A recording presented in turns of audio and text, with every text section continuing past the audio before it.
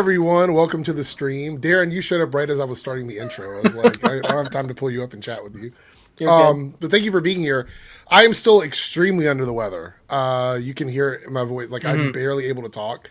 I didn't make videos this week. I wasn't going to go live tonight. I was going to take the night off because I'm like, nothing's going to come out. There's going to be no big news between now and Saturday. You were wrong. Very wrong. I mean, there's so many things to talk about. And so I was like, I'll just wait till Saturday to talk about stuff. And then Marvel does this 5-hour thing yesterday where I'm like, okay, I guess I'm streaming on Thursday night. So here we are. Anyway, before we get started, there is a unique reward in the poll for tonight's super chats. It is a higher goal because I'm trying to reach my monthly goal. This is the last stream before the end of the month. So the goal above my head here, you can't really read it, but we're almost there. So I'm trying to reach the monthly goal. It's a unique one because it's all out of the house things. So if you guys look over there, we can either do something like I go to my local comic book shop live with you guys. We walk around, look at comic books. I record a driving vlog because I know Paige keeps saying people want that. I don't think people really want it, but I thought I'd put it in there. Just a live out and about video, maybe go to the movie theater and talk to people coming out of the movie, something like that. I've got the setup for that now, so I can do that if I want. But the other one is a local Comic-Con. Now, I'm going to be on a panel. I didn't talk about this much, but I'm going to be on a panel at a local Comic-Con for me. That's cool. With a couple of other content creators. And we're going to be talking about positivity in media, like diversity and positivity and stuff like that. Fighting back against like negative stuff in the algorithm. So I'm going to be doing that. So if we reach the goal, what I might do is find someone I know who can film for me while I'm doing, like, walk around with the phone and the mic and stuff and film for me.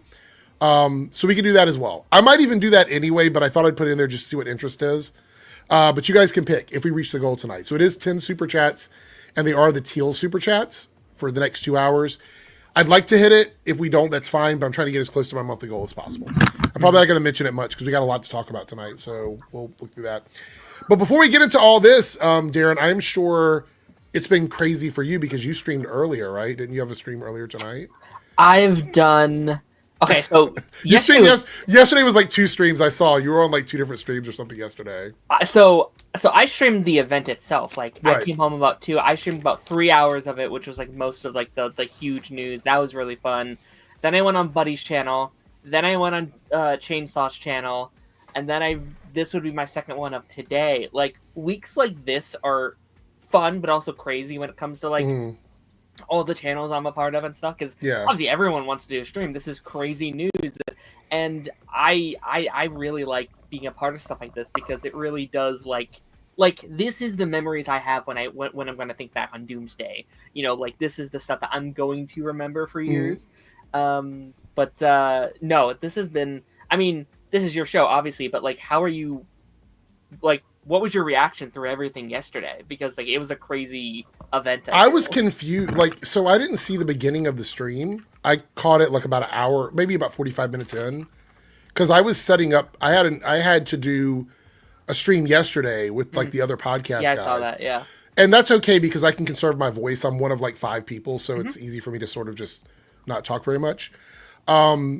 So I was like, wait, what is this? Because I was sitting here at my desk and I was like, chairs and names on chairs, like what is happening? And I had to look into it, and I saw that was the way they were doing the reveal. Now I will say, sitting by myself, it was very annoying. Like if I were in a group with friends where you could talk about stuff as it was being revealed, it would have probably been much cooler. But kind of just sitting here by myself, I was like, okay, can we get to the next one? So it was a little bit, so I actually turned it off after about like 2 hours. I was like, I'll go back and look at it later. Which, to be fair, every big announcement, I saw tweets about it. So it was like immediately I knew what the announcement was. But it's interesting. We're going to look at the numbers. Apparently, it was very successful. So we'll see like what that was. What were you going to say? That I didn't mean to cut you off. Sorry. No, like I think this is like that aspect for me was like such a fun experience. Like I've heard people be like, this was terrible marketing. Why would they do that? Clearly, it's not. It's the highest rated live stream of all time. Yeah. You had 5 hours worth of free press. Everyone was like glued to their chairs, and I think you could have either watching a camera pan. Yeah, that's what it was. So. We were watching chairs. That's all we were doing, and you had the option to do one of two things. You could have made it a fun event, which I think me and a lot of other people. I would have loved to have done. That would have been my preferred thing to do, but I was not able to do that. Or you could have watched it later. You could have shut it off and it not be a problem for you. I think that people being like, it was annoying, it was boring, whatever. It's like, okay, not for you, that's fine. But to like say it's bad marketing, I think it's just a lie. I think that's a blatant lie. Well, there's a couple of things. Like after thinking about it tonight, you know, like after they did it and then looking at all the numbers and stuff, this was something. Okay, so this is something no one's ever done before. No. So Marvel was like, you know what? We're going to just fucking do something crazy because the criticism is everything's samey. We want to build hype for Doomsday, which, by the way, based on everything I'm seeing with this, the idea that it was going to be a $1 billion movie is pretty much locked in now. I think before I was like, it's $1 billion. But now after seeing all of this, and this isn't even everything. That's what people have to remember. This is just the first set of advertising for this movie. Yeah. We're going to get more names and more things are going to come out as time goes on. So it's kind of interesting here. So 275 million views on this stream. Yeah. 50 plus trending topics, individual trending topics on the stream. 27 chairs over 5 hours. Yeah. This event proved to me, and we talked about like why they're doing the stuff with Downey, why are they doing that? I don't think they needed Downey. I think this proves if they just had this cast with the X-Men, the Fantastic Four, the current Avengers, they didn't need him to make $1 billion, to make $2 billion. Because so it makes me wonder why did they do it then? That's because they're scared. I think they're scared. So? Yeah. I have a theory. About Doom and Tony Stark and Robert Downey Jr.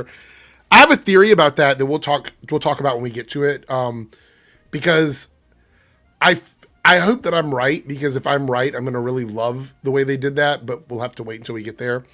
What I'd like to do now, with everybody kind of hanging out, is sort of go ahead and go through the cast that we had. Now, you've probably done this a million times. Yeah.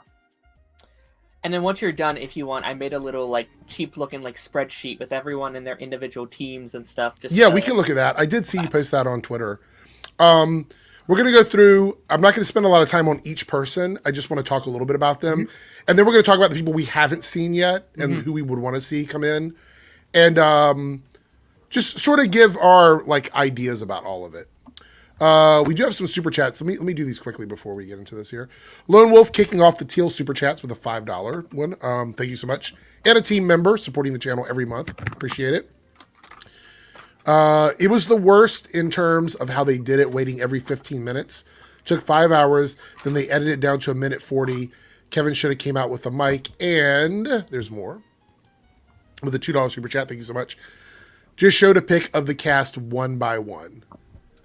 Darren, I'm sure you disagree with this, right? You don't think this is the correct way to do it in your opinion? I understand the frustration, but I also think that comes with the fun of it, because at least from my perspective, like I know not everyone's jumping on here and talking about things, but from my perspective, I had a blast because 15 minutes almost wasn't enough time, because we're like, okay, you're talking about characters in between the chairs. Yeah, we're like, okay, what does this mean for this and this and this and this? And then like that fun factor of like, shut up, shush, we need to listen to this music. And I think that was the funnest part of like, because how they did the music, because each character had their own individual theme from their movie or character or whatever. It's like, wait, who is that? What's that from? What's that? And that guessing game. But I do think you're right. Like, I think if you're by yourself, you're not with friends, you're not like a part of the thing, it might get annoying, but then like you have that option just to not watch it right now. Like, which is what I did. I turned it off because I was like, I'll just go back and watch it later. And then like Lone Wolf is saying, the edited version that showed like everybody was faster and you watched it after it was done. Sure. But I think we have to remember, guys, like they're in a predicament now where this is their opportunity. I want Thunderbolts to be massively successful. I think it'll be good. I don't know if it's going to be massively successful. I think Fantastic Four is the next big movie for them. they want to turn all of this around. And I think this is their attempt to try and do that. Now, there are some criticisms about like how little women there are in this lineup, in this initial lineup. We'll get to that as we go through. Yeah. But I do think what they're doing here is they're trying to, unfortunately for people that loved Phase 4 and stuff, they're trying to sort of bring back some of the feelings of those earlier phases. But if they do it right, if they're respectful about the way they do this, I actually think it's a good thing. Only because I don't dislike the early phase characters. I like all those characters. I just don't want to see them pull back on the characters that we've seen recently because they've got these older characters. Yeah, I unfortunately think the way they did this is smart, because they said this isn't even half, there's a whole other half. Yeah. I bet all of those characters that you're wanting to see are most likely in this. But this had to appeal to the casual audience. I think you nailed it right there. Yeah. You needed to appeal to the people who haven't loved Phase 4, who hasn't loved Phase 5, but they can see, hey, the Avengers are all people I mostly know. Right. Hey, those X-Men characters. The X-Men characters. That's a big one. Yeah. A lot of people said, why announce them first? They did it because they're trying to bring in that audience that they've kind of lost. Yeah. And I think as much as I have criticism about some of these characters coming back, I do.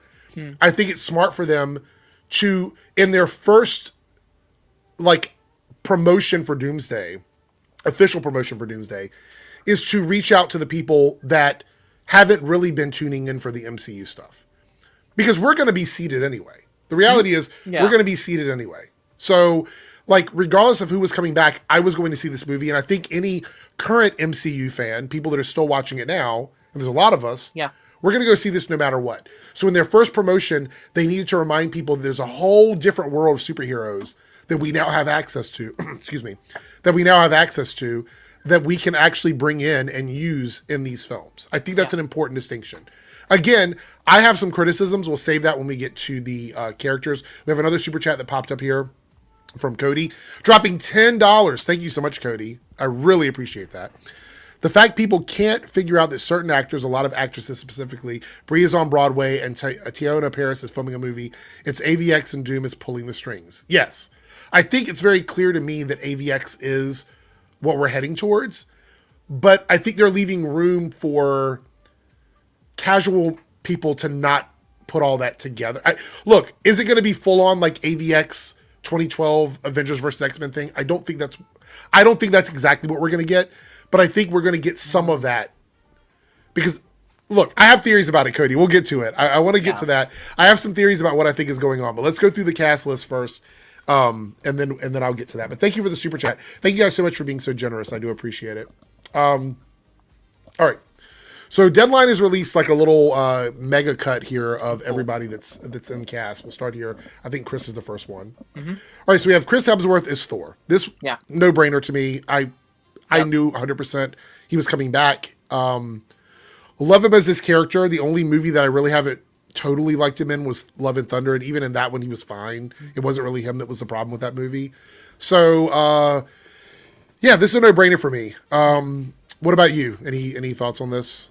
No, like when it started, this was I think the most interesting, like the most confusing one to talk about, because we didn't know what it was first. Like when it first started, it just said Chris Hemsworth, and we're like, oh, this is about Thor 5. This is about something. And as that 13 minutes kind of went on, we're like, this has to be something bigger than Thor 5. I do think it's interesting, and we maybe have more of this conversation later.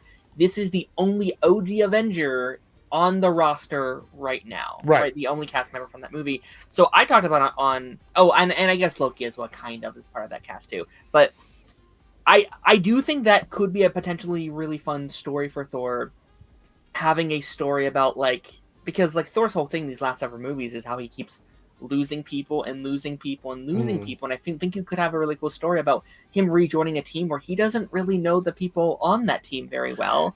And excuse me, and they have to. Yeah, I know my voice is crazy. I sound like I hit one of the little voice changers over here. Excuse me. He has to also build trust with the new team members that he doesn't know, because not only do they not know him, but he doesn't know them, and the all of the stuff that we've seen Thor do as an Avenger over the years, essentially being the Superman of that team. He's one of the main guys. I've talked about this before. when he drops down after he gets done with getting his new hammer. Thanos! Yeah. Incredible. Like that scene is incredible. Not so happy with what they did with him in Endgame. I thought that was kind of dumb. But in Infinity War, he was the shit. Like when he shows up, it's like this is, people were like Hulk, Hulk, Hulk. No, when you want to send in the big guns from the Avengers, Thor is the character you send in. He's your powerhouse, like the straight up Avenger character we have on this roster. For sure. So all right, let's go down one more. So yay, we have Sam Wilson, Captain America, Anthony Mackie coming back. This is important because I think, well, look, Brave New World it hit its mark in the box office for what it needed to break even. But I still think public perception is going to play a little bit into how this character is moving forward. Mm-hmm. I'm glad he's here. He's probably going to be the current leader of the Avengers in this movie. And Thor will know him as Falcon, but he's not going to necessarily have worked with him as Captain America. Yeah. So that's kind of interesting. And they've never had like a huge interaction, right? Like people are bringing up, oh yeah, he met Sam, he met Ant-Man, he met Shuri. Yeah, but he's never really worked with them. He kind of just like worked along with them, right? He's never, I don't know if they've ever had like screen time together or like straight up like a conversation on screen. Yeah, they've been in a team together, but they've never been buddy. That's not really his friend. Right. You know, there's a lot of pairings in the Avengers, and he kind of ended up with Winter Soldier. Like after Captain America, that was his buddy. He didn't really interact much with Thor outside of that. Yeah, here's my question, actually. This is something I've been thinking about today. Do you think Captain America 4 would have done better if it came out after Avengers 5 and 6? Because I think now people are going to come out of this movie, like these two movies, and be like, oh, we love Sam. Sam's incredible. Sam's amazing. He's the lead of this movie, most likely. I think we're going to see a lot of retroactive, like, I love Brave New World now, because they saw him in Doomsday. Yeah. Because the people that didn't, our voices are crazy. It's like when you suck a balloon and you get like the air in the balloon. People who have not seen Brave New World, who didn't go out and see it in theaters and haven't watched it yet or whatever, they might wait until after Doomsday. And then like with the Marvels, they'll go back and watch it and go, oh, this isn't as bad as people said it was, which is, I think, might happen. Okay, we have Vanessa Kirby as Invisible Woman. Now, we haven't seen her in anything yet, so I don't really have much to say about this. But this tells me that whatever happens at the end of Fantastic Four is basically setting up Doomsday. Mm-hmm. I mean, we kind of expected that was going to be the case, but... I do think it's kind of interesting, just like really quickly. Yeah. Having her and Sam right next to each other is interesting because they said she's the lead of the Fantastic Four movie. She seems to be like the front runner of that film. So it's kind of cool they put potentially what could be the lead of the movie kind of right next to each other. Sam, her, and then, not to jump ahead, but maybe Bucky might be like your main three of this movie. Yeah. Paul Rudd here as Ant-Man. I'm glad to see him back. Mm-hmm. He wasn't bad in Quantumania. I don't think he was. He was just himself, but he was just there. You know, the movie was chaotic and it didn't totally work. Still think Jonathan Majors was the best character in that movie because he did such a good job. But Paul Rudd is his personality. He isn't like anybody else in the Avengers. He's a very unique character, not only with his suit and what he can do, but his overall personality is unique.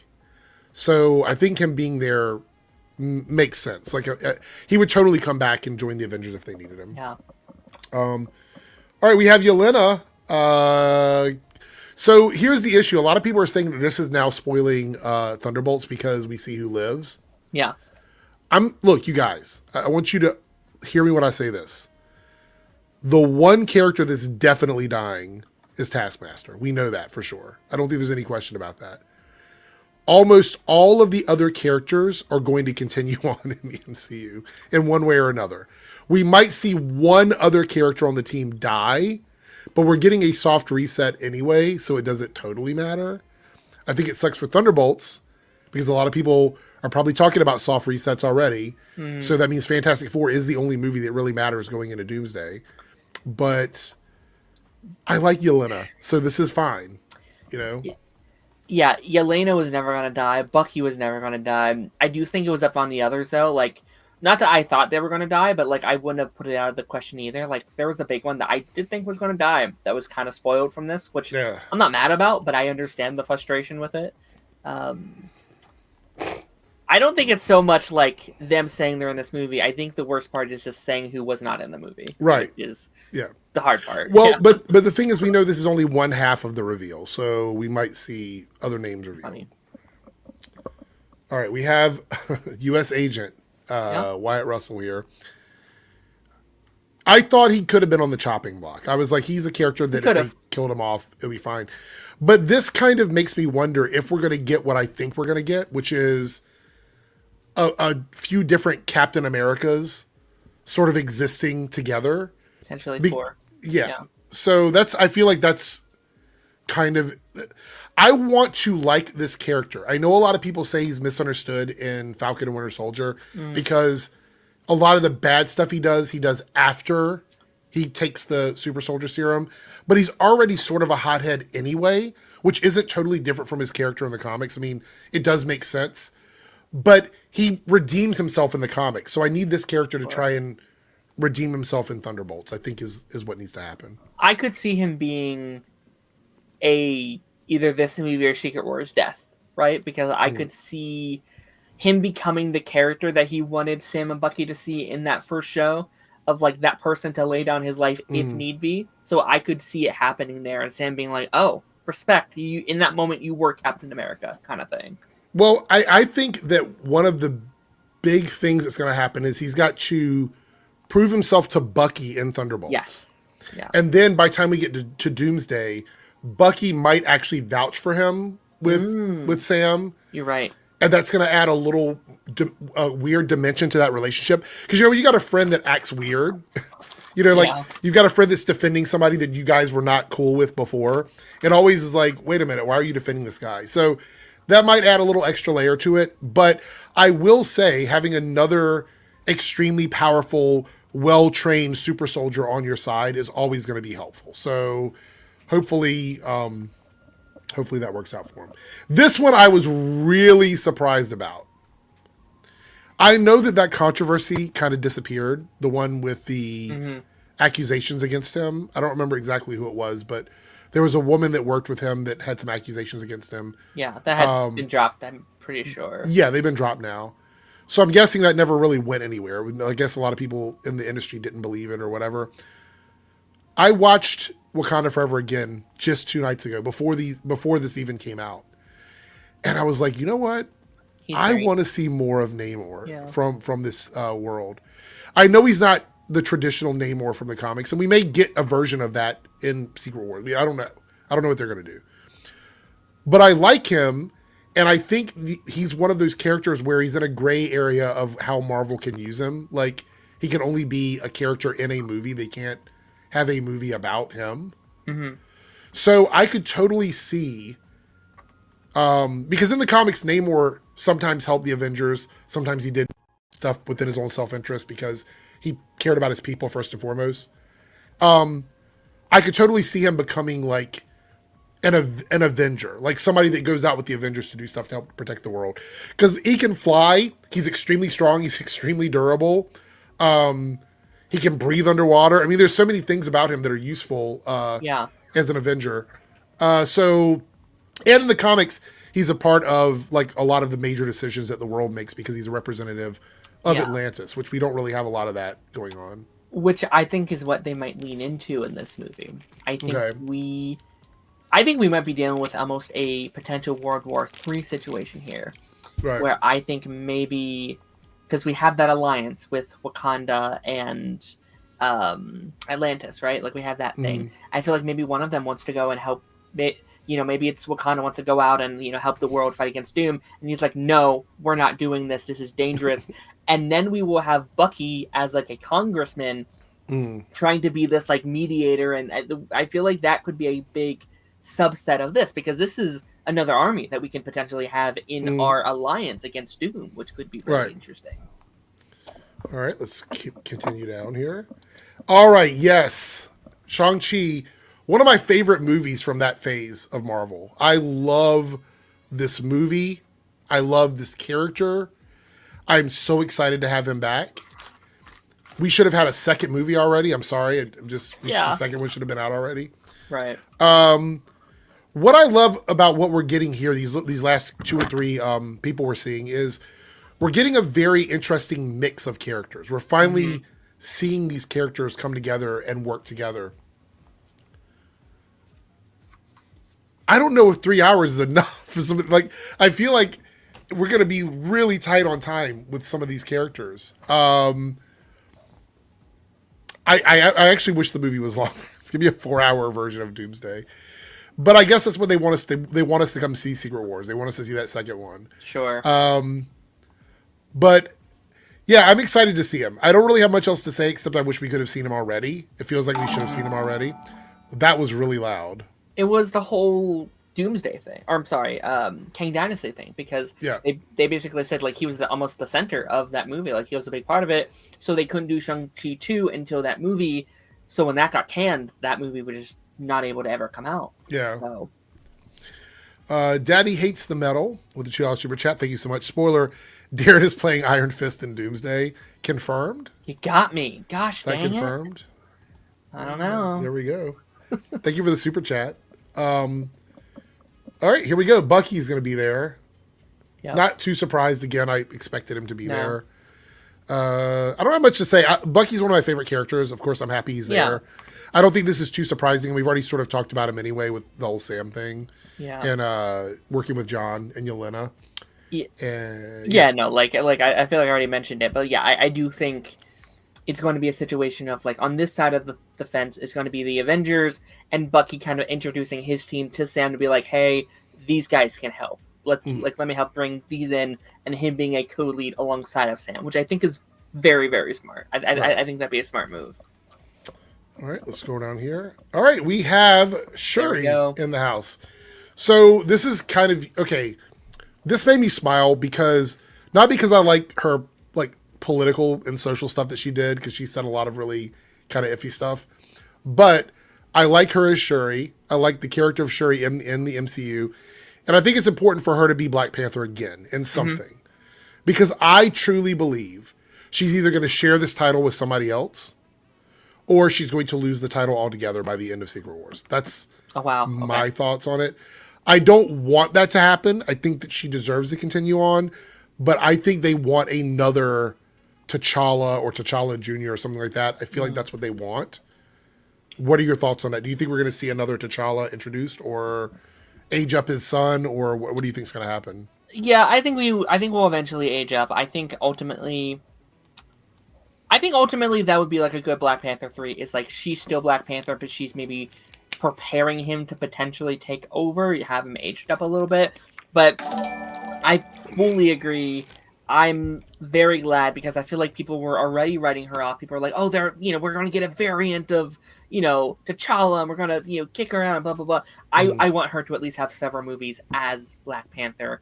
And this basically confirms she'll at the least have a trilogy of movies that she can say, yes, I was Black Panther for. Yeah. I hope she's in for it. Because the thing about Black Panther is it's designed to be passed around, which means that they could keep Black Panther movies going on indefinitely. Like, just, they could keep making them. Black Panther 5, Black Panther 6, Black Panther 7. Cody here with a $5 super chat saying, I think Shang-Chi 2 was meant to be a Battle World movie. I could have seen that. Yeah, I think that would have worked. There's some news about movies that are taking place during Doomsday that I don't know if it's kind of rumors, but I've got a tweet with like all the different rumors about it. Some of them from sketchy sources, so we're taking them with a grain of salt. But I know that the N. Snyder has made some comments that we'll look at, and it's always kind of, you never know with where that news is going to come from. He was very wrong this week. Oh, I didn't see it. What, give me a quick idea of what he did that was wrong. I didn't see it. He while at work, I was watching the Christian Harloff show because he was covering, and I wanted to hear as much as I can while I was at work. And he called Jeff Snyder on the phone and was asking what's going on. He said that he was 95% sure that they were going to reveal 45 chairs yesterday. Oh. He said tonight I am 95% sure we're getting 95 chairs. Wow. And they will go until midnight. and we're like, well, we'll see how that goes, and that was wrong. Not to say he's wrong about everything, like he's got some things right, but I feel like his track record hasn't been. It's so kind of like hit or miss for him. So, all right. Next we have the Thing. Cousin? Okay. Now, I mean, we're going to see the Fantastic Four. All of them are going to be in there. So, okay, this one was a big one. Yes. So this is the beginning of like the what the fuck, because when this name dropped, I remember like Twitter exploded. Exploded. So we're getting Kelsey Grammer as Beast, which I think, to be completely honest, he was the best Beast we had in the X-Men live action films. Yeah, great. No shade towards the other actor. I don't remember his name, but Nicholas Hoult. Oh, it was Nicholas Hoult, wasn't it? I didn't really like him as the Beast. I thought he was okay. I like Kelsey Grammer a lot better as Beast. But we also know that we got like, did he voice the animated one at the end of the Marvels, or was that the actor from? Yes, okay, that's yeah, him. so, Yeah. So I wonder if that's which version. I don't think he's going to be animated, but I wonder if that version, the one that we met at the end of the Marvels, is going to be the one that we see. I think so. Yeah. Okay.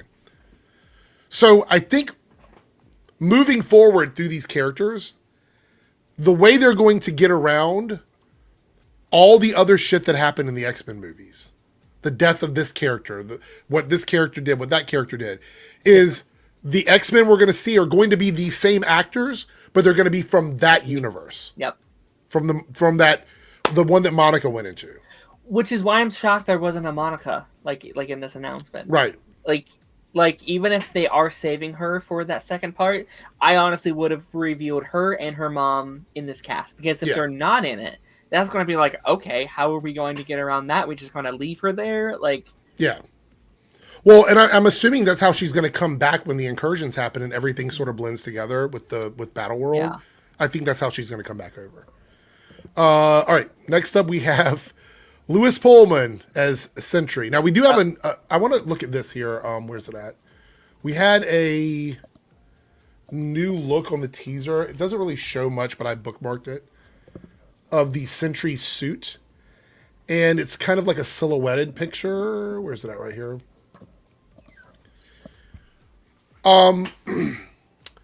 I love the silhouette. So if the cape is the right length, I like the shape of the boots. I think the costume's going to look really cool. The hair is the right length. I am so fucking ready for this movie. As much as I'm looking forward to Fantastic Four, Thunderbolts is the movie that I am the most looking forward to out of the two Marvel movies left this year. I'm so excited about this movie. It's got two of my favorite characters. Sentry is so fucking awesome. And if they get him right, it's going to be so cool and so, like, we talked about how Thor was the Superman of the MCU for a while. Captain Marvel is sort of like the Supergirl of the MCU. They're both at that level. They're the big powerhouses, right? Sentry is even more than that. Like, we're talking about a character that is even more powerful than the two of them. So this character going up against anybody, including like the Thunderbolts, the whole team of the Avengers, is going to be extremely difficult to defeat. I do wonder if you're going to have like a mini like Thunderbolt v Avengers like scene or something, and it's like Sentry versus Thor or something. Maybe. To show power scaling. Like, this is how powerful the guy is. Sort of like how Hulk got beat the fuck up by Thanos at the beginning of Infinity, or because they wanted to show just how powerful Thanos was. Do you think he's a villain here? I think that he's going to be fighting his dark side. I think, like, you know how it's like a dual personality thing with the Void and Sentry? Yeah. I think, because even in the comics, sometimes he's a good guy, sometimes a bad guy. I think we're going to be seeing him at his worst in Thunderbolts. Yeah. And they're going to have to, because they're not going to, look, guys, no pretense here. The Thunderbolts cannot beat Sentry. It's just, there's nobody on that team individually or even as a collective powerful enough as they are to defeat Sentry. They're just not. So what's going to happen is I think they're going to have to appeal to his good side to get him to come back from the void. That's what I think is going to happen. I meant in Avengers, though. Like, do you think he's a villain in Avengers? I think he's going to be a hero. Okay. But I think that if Doom or whoever Doom is employing to help is going to try and appeal to his evil side or push him to switch over. And that's the thing about the Sentry in comics anyway, is that you never know when that's going to happen. So you have him on your team, and it's like you never know if he's going to be on your side 100% or if he's going to flip on you. You know what I mean? If I remember correctly, I don't know if they've changed it or not. Let me check here.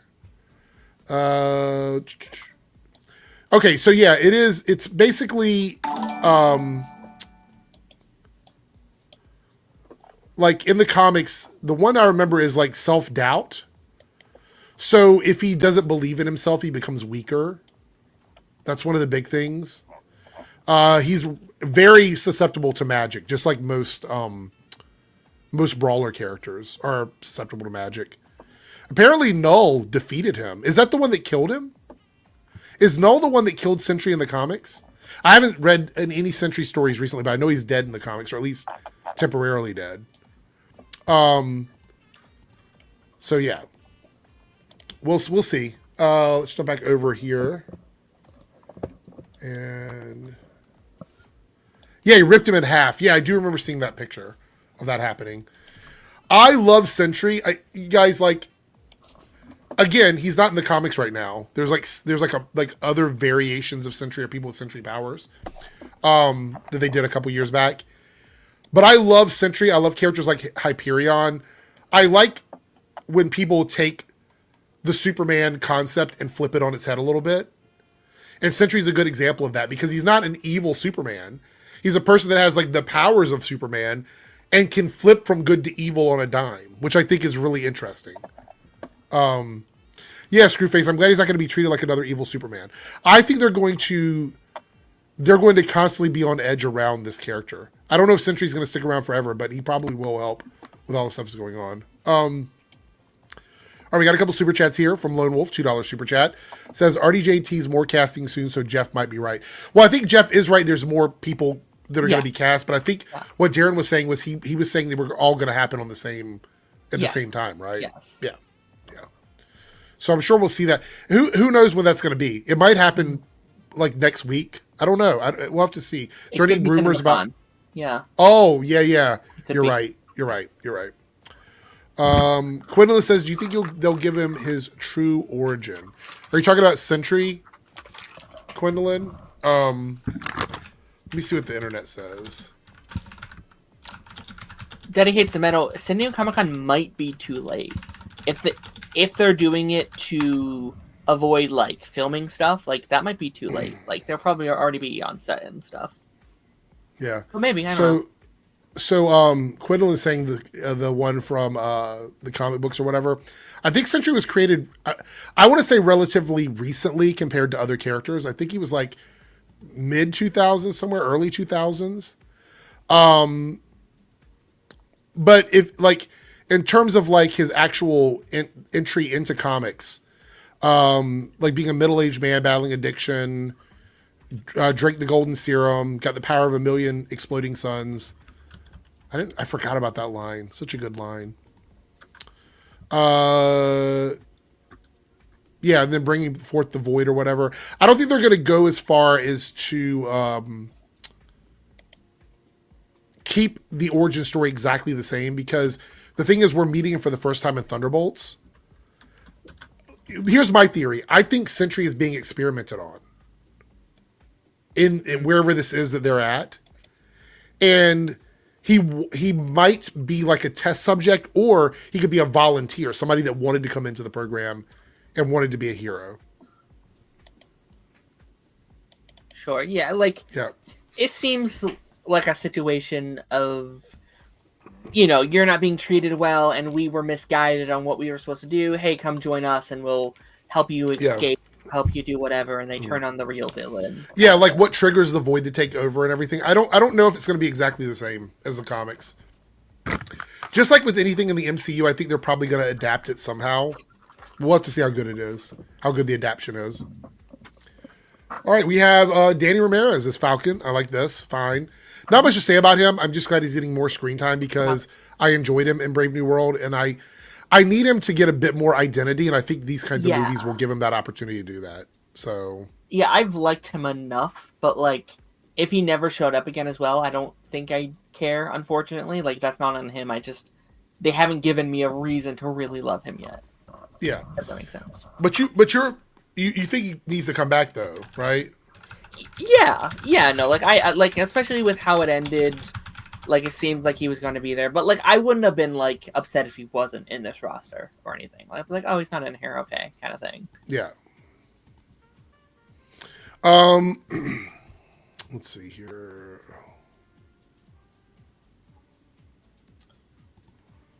I did. Oh, go ahead. Yeah. Danny Metal is the void like the shadow dimension. No, I mean it okay, the void as a place we've already seen in the MCU. It's where a lot of stuff is taking place over on Loki and things like that. But excuse me. The void is like a manifestation of, how do I put this? Like the deepest fears of Sentry's, where he starts doubting himself and starts being self-conscious and all this. And so the void takes over as like another personality. I think that's how it works in the comics. And the stronger Sentry gets, the stronger the void gets. So yeah, it's represented that way. A super demon. Yeah, I mean, that's essentially what it is. So Sentry's an interesting character. I would say if you have like Marvel Unlimited, go back and read the original run. I did see it was 2000 when he was introduced. So go back and read the original introduction of the character. Because from what I know, if Robert, who is or Bob, according to Thunderbolts, doesn't constantly resist like his inner darkness, the void will completely take over. And the void isn't like, as far as I remember, it's not something where it just automatically attacks people. If Sentry is fighting Doctor Doom and the void takes over, the void will still fight Doctor Doom. It's just, it will turn on everybody else as well. Sure. So I wonder if Stephen Young regrets not being able to play this, because now his character would have gone to Avengers and would have been huge for him. Yeah. Let's see. Lone Wolf says, back to my super chat earlier, I was basically with Chris and Harloff the whole time. How did the presentation? Even Coy was a little upset. Harloff even called Campia and was annoyed. Yeah. Which, and I was listening, by the way. I wasn't on his show, obviously not. Right. But no, like, and I was getting a little like annoyed with it, because like they were being so negative on something that I personally thought was like a very cool experience, and I felt like, I don't know these people at all, but I was like, at least try and have a little fun with it. Like, this is a cool experience. I get people have lives. I know people like that have schedules they have to keep. I get the annoyance. I really do. But you know what this showed me though? The MCU's not dead. No. I mean, this one event alone showed me that it's still out there. They just need to get that magic back where people think of it as this big event situation. And, all right, let's move on here. Joseph Quinn, Human Torch. Not going to say much about that. All right, so here's the one that people thought was kind of spoilery, because we thought that maybe David Harbour's character was going to get killed off. Did this annoy you to see this, or like, were you upset about this, or? Not annoyed, but this is, I think, the biggest. This and Sentry, I think, are the biggest like Thunderbolt spoilers, and I guess obviously Taskmaster as well. Well, let me say this though: I don't think there was never any question that Sentry was going to survive. I thought for sure he was going to survive the movie.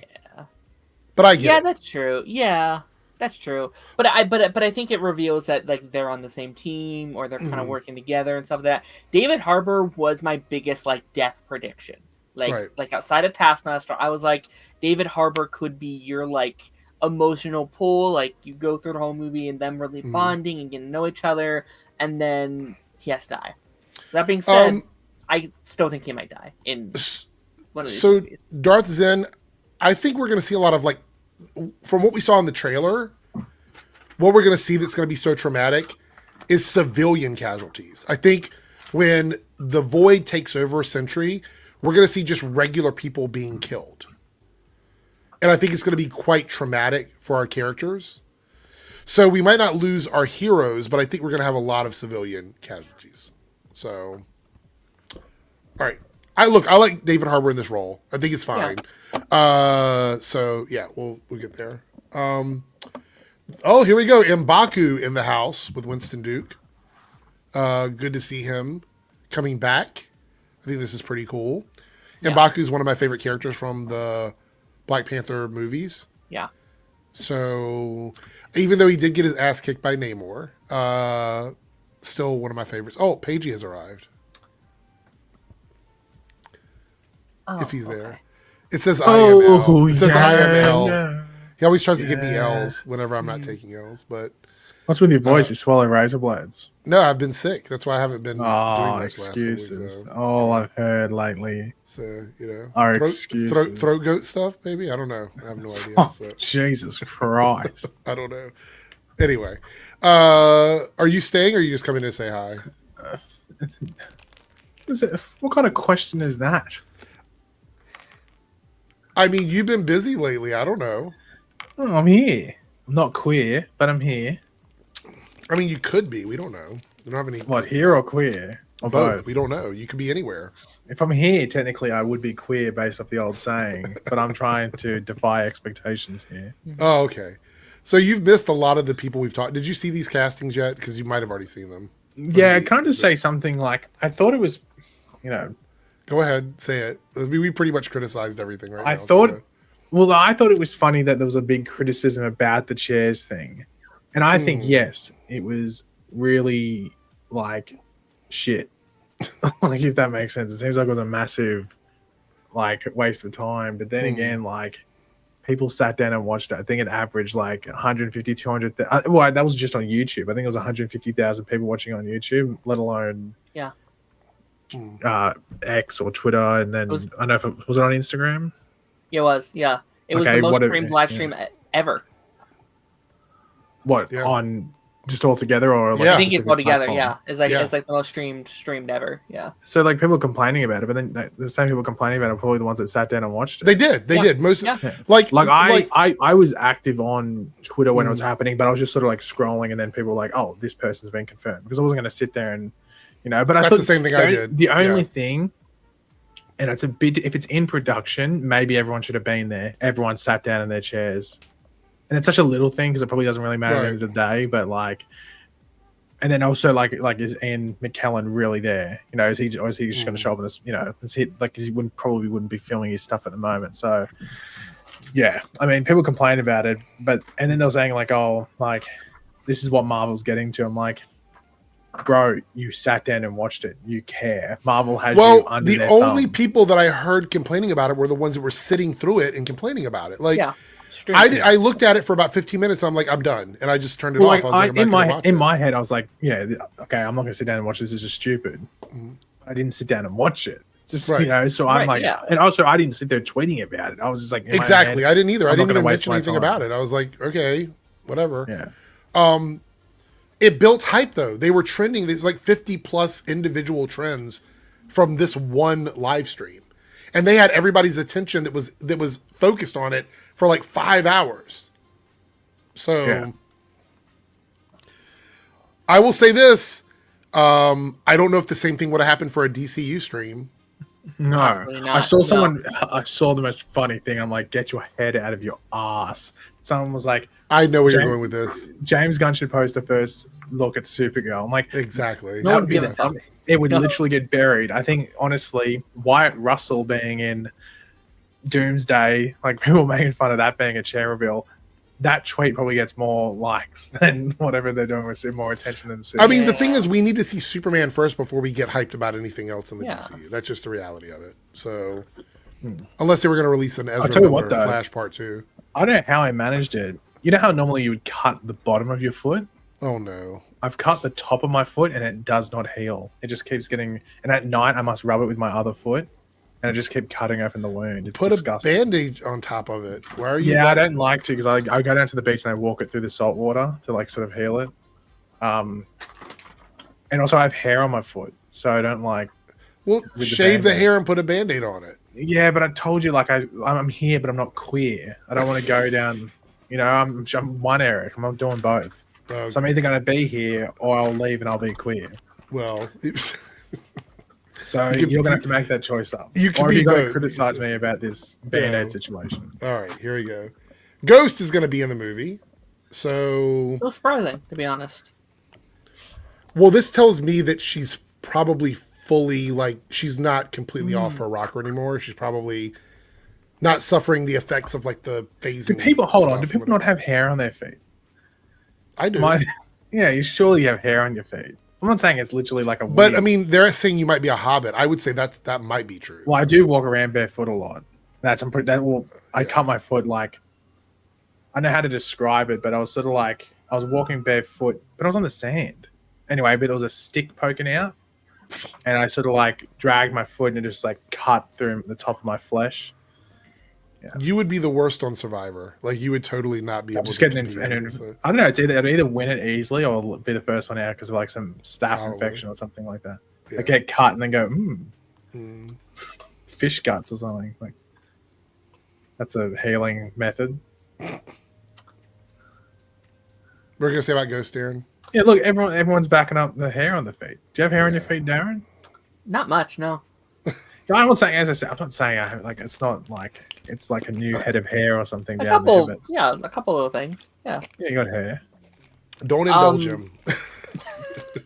No, I'm trying to build up to a foot reveal, and then Yeah. Eric gets foot fetish stream. Use Fan. OnlyFans for that. Use OnlyFans. Well, what was the thing I saw the other day? I don't know, but I don't care. It's going dirty. It's going to be something dirty. I know that's the direction you're heading. I already feel it. Naked and Afraid. See, look, now you got him talking about something that's going to definitely get us, like, demonetized. Yeah, but don't they blur everything out in that show?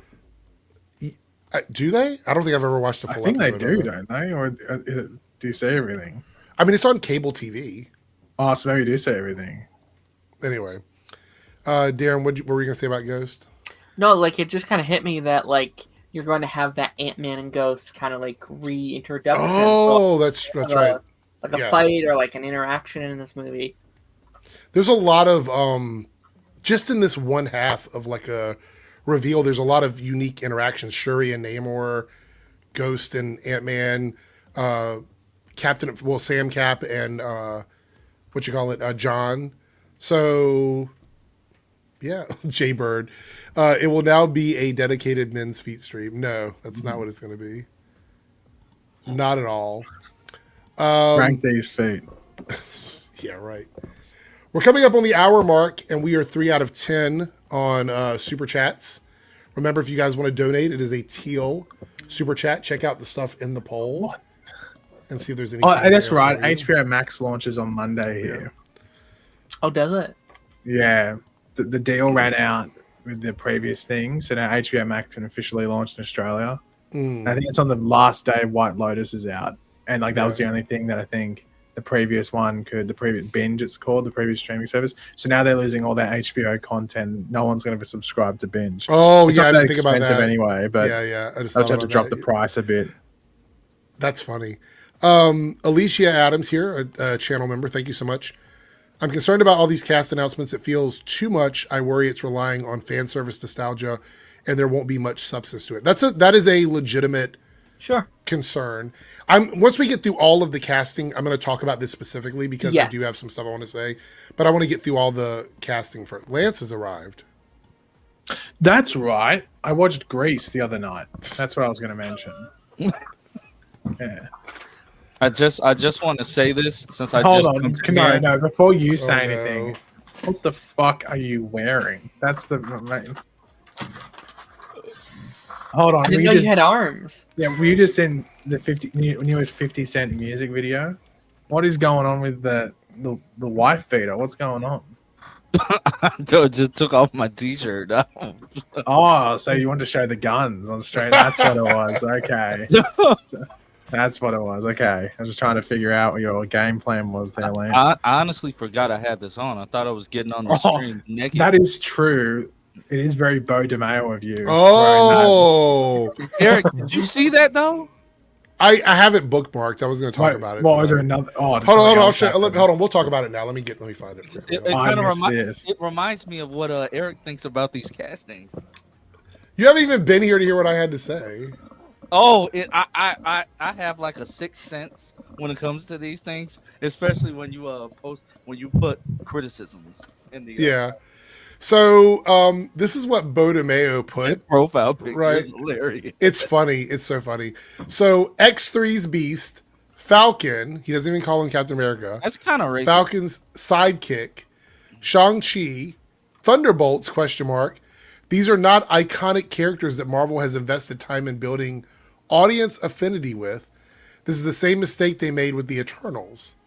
X-Men 3's Beast is not iconic? Kelsey Grammer's Beast? He's a textbook narcissist, and he's butthurt that they fired him. But Thunderbolts has several iconic early phase characters in it. Bucky. He's Right. not iconic. I guess he's not iconic. And Falcon, aka the current Captain America, is another character Sam is an iconic character. Like he just is. Now you could argue that Falcon's sidekick, the new Falcon, is maybe not iconic. Shang-Chi should have had a second movie. Maybe that's an argument to be made. But this is just a dumb take. It's a huge movie. These aren't the only characters in the film. He's leaving out. We haven't even gotten to like the really big announcements in the cast list yet. So he's on here like playing cherry picking shit just to start an argument. You should have seen the comments. They were hilarious. I can't. You know me on Twitter. I can't show them because some of them are. Oh yeah, Especially a Bo DeMeo comment section. It was probably like they were hilarious. Like nobody's entertaining him. It's like you're trying to get attention, and also you seem butthurt. Yeah, and as I think Eric said, like it's cherry picking, like what, not including Magneto or Professor X, Right, or, exactly. Right. Cyclops. Or... I actually had an interaction with him. I called him out on another tweet that he made, and he edited the tweet after I called him out on it. Well, because he was saying something, I don't even remember what it was about, but I was just like, why are you saying dumb shit like this? He's like, oh yeah, I guess it sounds more like Emma Frost, so I'm going to put Emma in the voice of Emma Frost in my tweet. I was like, how does that make it any better? Like, it's still... The Eternals argument is so freaking dumb too, because what, does he never want you to introduce new characters again? Like, that was an origin. But you know what else makes it dumb? The movie isn't a bad movie. Like, it's not a bad film. He's arguing that people didn't go see a good movie. So, like, oh, they didn't go and see a movie that was actually a decent film? That's your argument? That's your take on it? Like, come on, give me a break. Give me a fucking break. All right, anyway, here we go. Next up, we have Loki. So my question is, are we getting OG Loki or like the Loki from the Loki TV series? It's the god of stories. Yeah. Is it for sure? I mean, we don't know, but I would assume. I would assume, yeah. Because that character is extremely powerful. So I would say more powerful than Doctor Doom, honestly. I think that's the point, though. And I don't think you're going to like this, but I think he's the MacGuffin of the story. So you think he's going to either get captured and they're going to make him rewrite the worlds? Is that what you think? I could see it being like a race movie. Like Doctor Doom is going after him to kill him to like destroy the multiverse, and it's having to be our team of characters having to get there first and do all this stuff.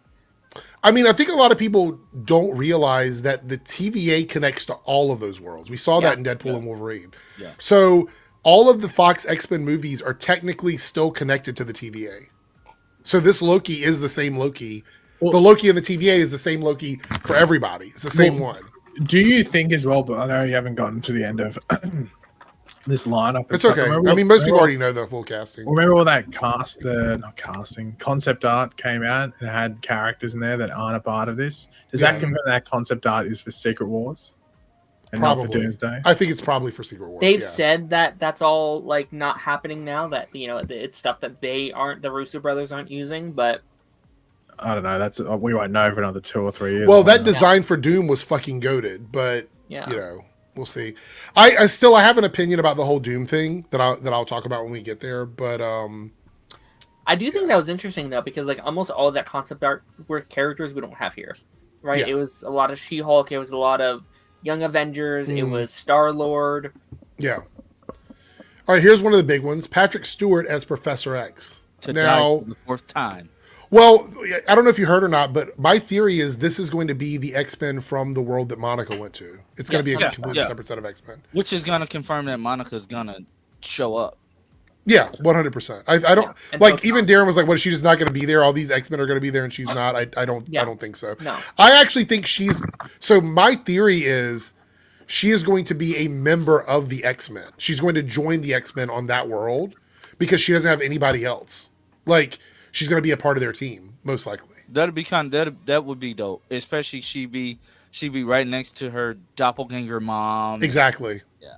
And that's really smart. Oh, sorry. Oh. Go ahead. Sorry, go ahead, Lance. No, I had a question for Eric, but I think you're gonna like touch on it with what they said about how Doom correlates with Tony Stark and how Stark's death plays a major part. Do you mean the quote from like the article from like last week sometime? Yeah, how his death correlates with this. I think we looked into the article and it didn't actually say that. Wasn't that right? We looked into it and that quote wasn't there. I think that was. I don't. You're talking about Heroic Hollywood's tweet, right? Is that the one you're talking about? No. Okay, so which one are you talking about? And it's going everywhere. The Russo said that Tony Stark's death correlates with why Doom looks like Tony. I remember that quote, but I think we were on live stream and I actually went to the article, and that quote is not actually in that article. If that's what you're talking about. Are you talking about the quote from the Beau de Marriage Way? No. It was the one from I think it was Variety or Hollywood Reporter did an article, is where it came from. I didn't see it, but if you can find it, like if you can find that quote and find the actual link to where it came from, we can look at it. Almost typed in Tony Stank. Tony Stank. I love Patrick Stewart in this role, but he is getting so old. Why are we not getting James McAvoy? And exactly. That's what he might be in the next set of announcements, though. He might be in the next set. Yeah, because I don't think they're in Secret Wars, and these two are in. I have a good theory as to why. It's because define good. I couldn't think of dude's name. It's because Kevin Feige worked with these X-Men. So of course he'd bring them in. He worked with them. We're not gonna get. He's in. I'm having brain farts. Wait, which character? Just name the character. We're not gonna get Beast from McAvoy films. Yeah. We're not gonna get that Beast back. But we're also not gonna get Rogue back from Patrick Stewart's films because that Anna Paquin is, sick at the moment. We're not gonna get her back. Right. So I think it's a like. Okay. So my theory. Let's go ahead. I think Ian McKellen's right after Patrick Stewart, right? Yeah. So I think what we're going to see is this is going to be like it was with the Deadpool and Wolverine movie. This is going to be them officially going away. Yes. Like, I think we're going to see them sacrifice themselves, probably. Oh, wow. Like a first line of defense for some of this. I actually disagree with that. Okay, so what do you think's going to happen? I don't think they would kill him a fourth time. I don't think that they would do Professor that. X? Yeah, I don't think that they would do that. I think that they just I talked about this on go ahead. You can explain it, yeah. I think this movie, Doomsday is about really establishing this team to the world, reintroducing them. And I think Secret Wars is going to be Hugh Jackman having them, like seeing them and finding his family again. And maybe they lost to Logan, and I think this team just kind of goes off in the sunset. Like go off. Maybe, but I don't think these characters are carrying over into Secret Wars. Oh, you think so? No. Do you want my theory? And can I finish mine first before you say yours? Sorry. Well, I didn't see your. I've got a theory. I said, well, they're not going to make it, and I was going to follow that up with my theory. Okay, I think we will see the introduction of the new X-Men in Secret Wars. I think that whoever the new cast is going to be will be the X-Men in Secret Wars, because if they're going to be on Battle World, they're going to have like a pocket world or a portion of that world that is like the mutant world, and those X-Men will be the X-Men that come into the main continuity. That's what I think. Do you want my theory? Yes, now you can have your theory. Thank you for allowing my speaking, DJ Erickson. You might like this, Eric, or you might hate it, but I think it's a pretty good theory, and I have a feeling it's exactly what they're going to do. and it's no nudity. Don't worry. Well, actually, I don't know. There might be. I'm not too sure. I can't make any promises. Don't get too down, Lance. Well, It could be. Still I could thought be. you were gonna be. I thought you were gonna be naked already. So oh my god. Well, you're doing the reverse. What? I didn't realize you put a shirt on. When did that happen? But anyway, do you think they're just going to do the Illuminati, but they'll have Magneto as a quote unquote hero, while Professor X is on the Illuminati and a quote unquote villain? I mean, they could still do that. They could still do it. I mean, but do you think that's why they're going to use these two, and it's almost going to be this flip where you're having this villainous Professor? The fact X. that Namor and Mr. Fantastic are in this make me think the Illuminati is a possibility. However, do you think that's where they even have like maybe Thor is a part of the Illuminati? Like, I mean, maybe, but the thing about it is, if this movie is going to do what Secret Wars did, if they're going to copy any of that from 2015, they have to introduce an incursion that merges the world together before the next film, which I think is what Doomsday. It's like a double meaning. I think it's Doctor Doom and it's the end of the world. Incursion. Yeah. Yes. I think this movie is a huge incursion. So we're going to get the incursion from the Fantastic Four Earth. We're going to get the incursion from Monica's X-Men Earth. We're going to get the incursion from the Marvel Universe. They're all good because in the comics it's primarily 2 planets because you have the Maker and then you have all the Ultimates and the ones on the main continuity. I think what's going to happen in this one is there's going to be 3 of them. Eric, you're picking my brain, dog. Did you just say hot dog? Yes.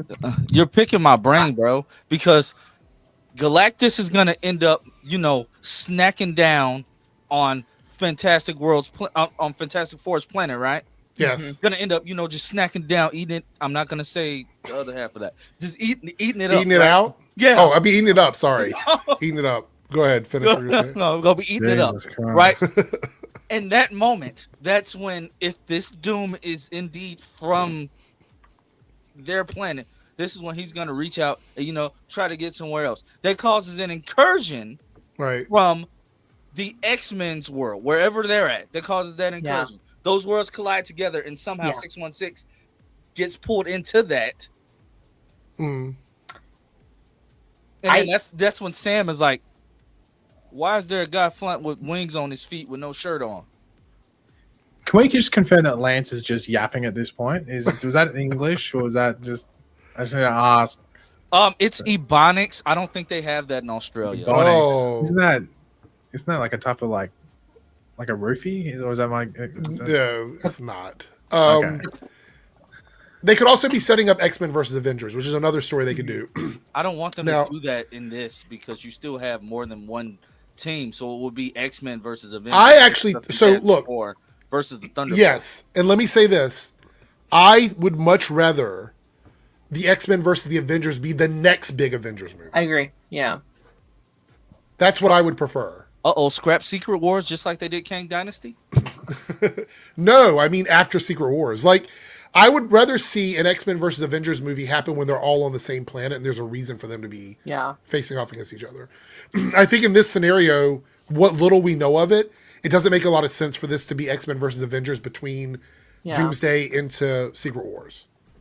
I think you guys are kind of like on the right track, though. Like, I honestly think Doomsday is going to be a story of 2 worlds. I do.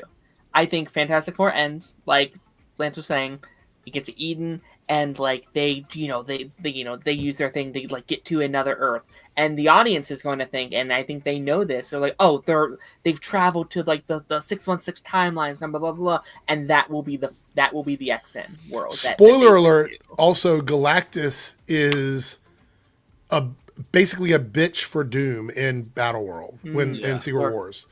So he's kind of like works for Doom, just like Doctor Strange does.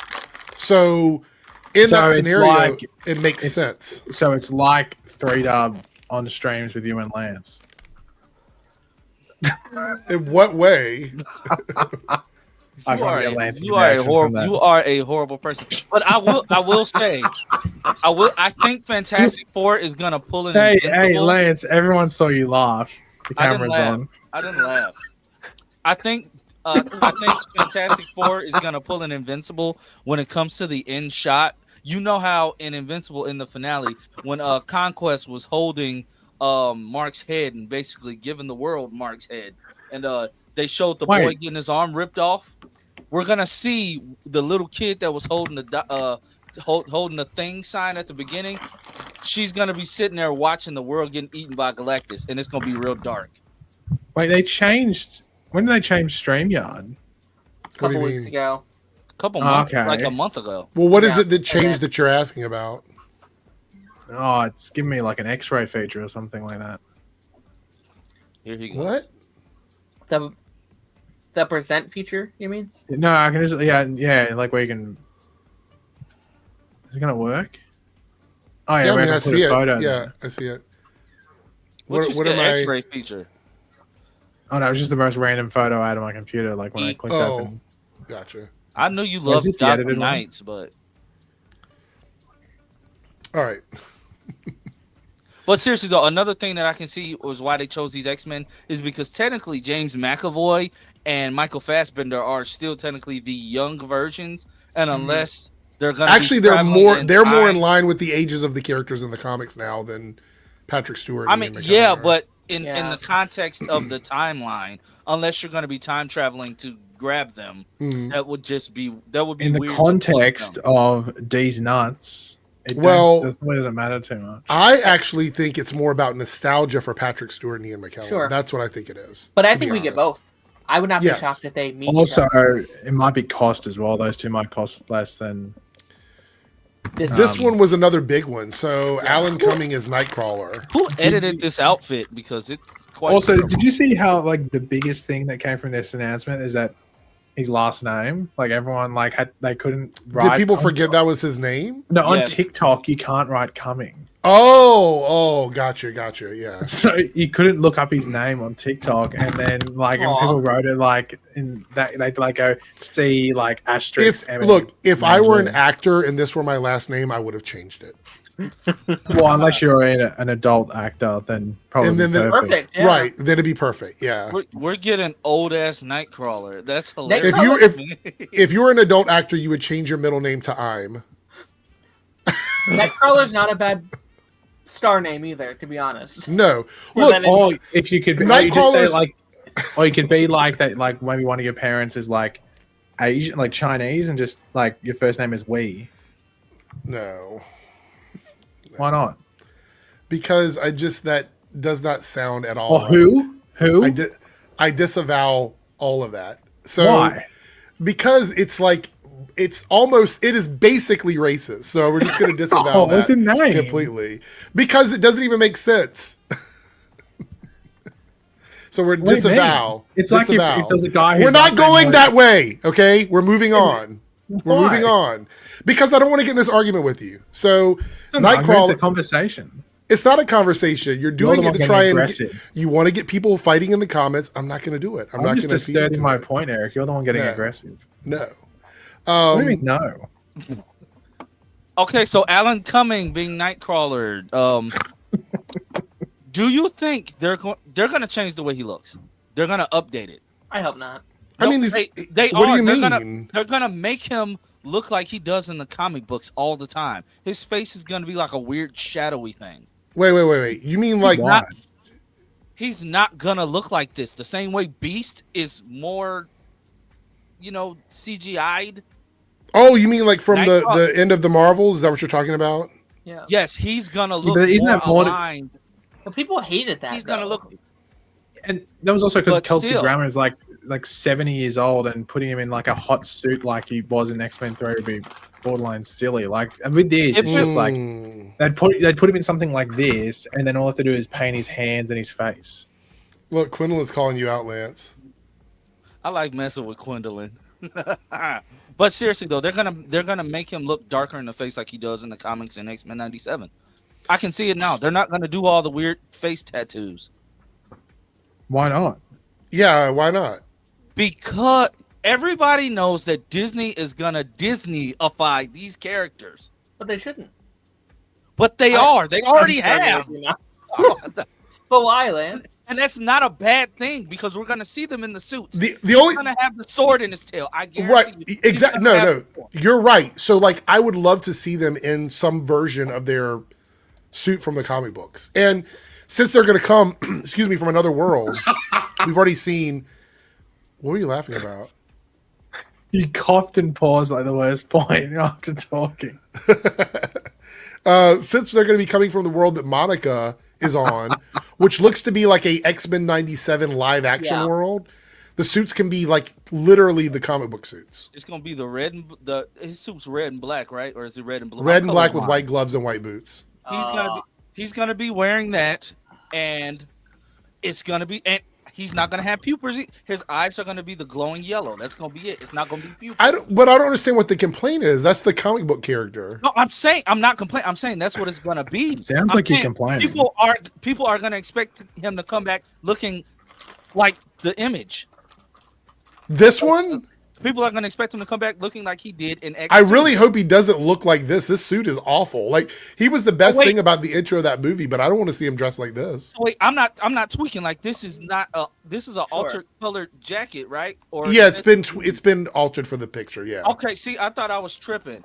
I'm colorblind. I mean, change his suit, but like, I would like the face and like the skin to look relatively the same. Like, I don't want CGI Nightcrawler. Is all I'm saying. It's not going to be. I think they're just gonna do like the shadowy face because Nightcrawler's face isn't skin; it's fur. Right. Fair enough. I mean, technically, but, doesn't Disney have like a issue with like furries or something like that? Don't they like that? They don't do the. I mean, they put fur on Beast's face in the Marvels. Did they? Yeah, go back and look at it. Yeah, I didn't watch that shit. Yeah, it's all CGI. Hold on, let me see. Hold on. Did they? But yeah, but it was CGI, wasn't it? Here, I can pull it up, Eric. I have it on my computer. Lance getting rage baited right now. Yeah, see, that's the way it looked. It's like basically the cartoon, but in live action. Yeah, even like on his skin and everything. Why does this sort of look like you? No, who's that? Isn't there like a? He has the face of someone. Kelsey Grammer. No, because it's not him. It is. That is the voice. No, but it's not him. It is him. Who else would it be? I'm him. What? But that's not Kelsey Grammer. Like, he did the voice and stuff. No, who does it look like? I guarantee you Kelsey Grammer was actually on set in a mocap suit. Wait, did you see the scrambled eggs tossed salad egg, tossed salad Eric thing? No, two-parter? and I don't want to. No, the Frasier thing. Yeah, I haven't. Oh, the one you sent me? No, I haven't seen that. I mean, I looked at what you sent me, but I didn't watch any further than that. I just looked at it. Did you see his Alan Cummings video? It's not Cummings. It's coming. Did you see Alan Cumming? No, you gotta make it. You had to make it. Wait, hold on. He made a video. Pause. I didn't see Alan doing anything except being on the Traitors TV show. Alan did you? He posted a video where he was doing like that. Made it sound worse. That made it sound like you were legitimately saying something. It said he was coming back. Yeah, what about it? I'm saying he did a fun video and said something about it all comes full circle or something. It doesn't come full circle. You're not helping yourself here. This is getting worse and worse by not just the sentence, but each and every word. I didn't even realize I said it again. I didn't realize I said it again. No. Okay, can we get off? Hold on.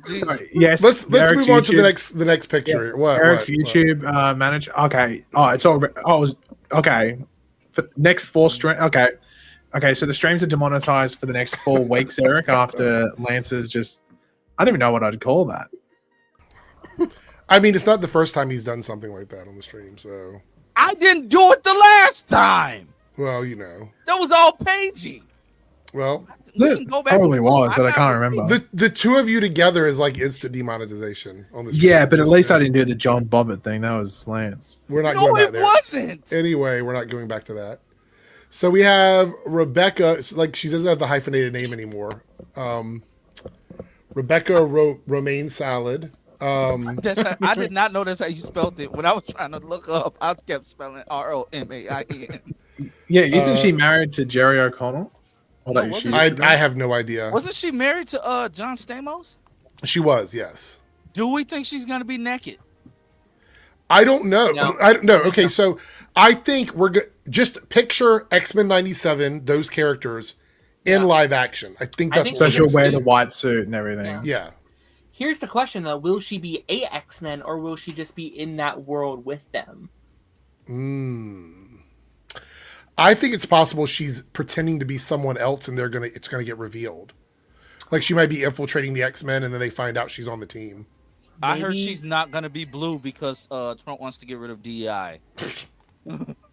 Now, I have a theory now that just hit me. What if she's pretending to be Monica's mom? Oh. That's racist because she's turning blue to black. She can get away with it, I feel. Maybe. Yeah, I have a feeling she's going to be a stand-in for another character that is no longer on the team, that she's there pretending to be somebody else. So, Oh, what if Storm sees Shuri and like sister-in-law, and then like she says, "Yeah, I'm married to T'Challa on my Earth," but that Shuri looks the same as her Shuri. well, I don't know what Storm you're talking about because we haven't seen a casting. I was They're gonna gonna say, announce. They're gonna announce Halle Berry. I saw somebody say we need to right a wrong and get Angela Bassett in here, but I'm like, what wrong is there to right? She turned the role down. I don't know what news you got, but That she was turned sick, it down. though. All those And she years also ago. killed it in Wakanda Forever. So. Exactly. Talking about right That- or wrong. You can't right a wrong that she did herself. That's not a wrong. She just didn't want to play the role. That would be cool though, because she would be perfect. That would be. I think she'll be amazing great in that casting. role. Yeah, I think she'll be great. But how weird would it be that Storm gets married to T'Challa and that was his mother in the Oh, main yeah. continuity? You're right. So we can't really do that. Look, Quinlan said I was just thinking that. Yeah, that's as soon as y'all started talking about it, the first thing I thought about was like, yeah. James, hold on to hope. Hold on to hope. Mars- Gwendolyn. Let's go. This visor image is actually quite terrible, and I think. okay, so woman. look. Before we even go any further, this is why I'm glad they're changing all the costumes. I know they're going to change them because these were the assiest of ass costumes we've ever had. Can Were you these say the first word fucking again? Assiest of ass costumes. Like, it's just bad. All of them are bad. And then they gooned us or edged us. Or wait, hold on.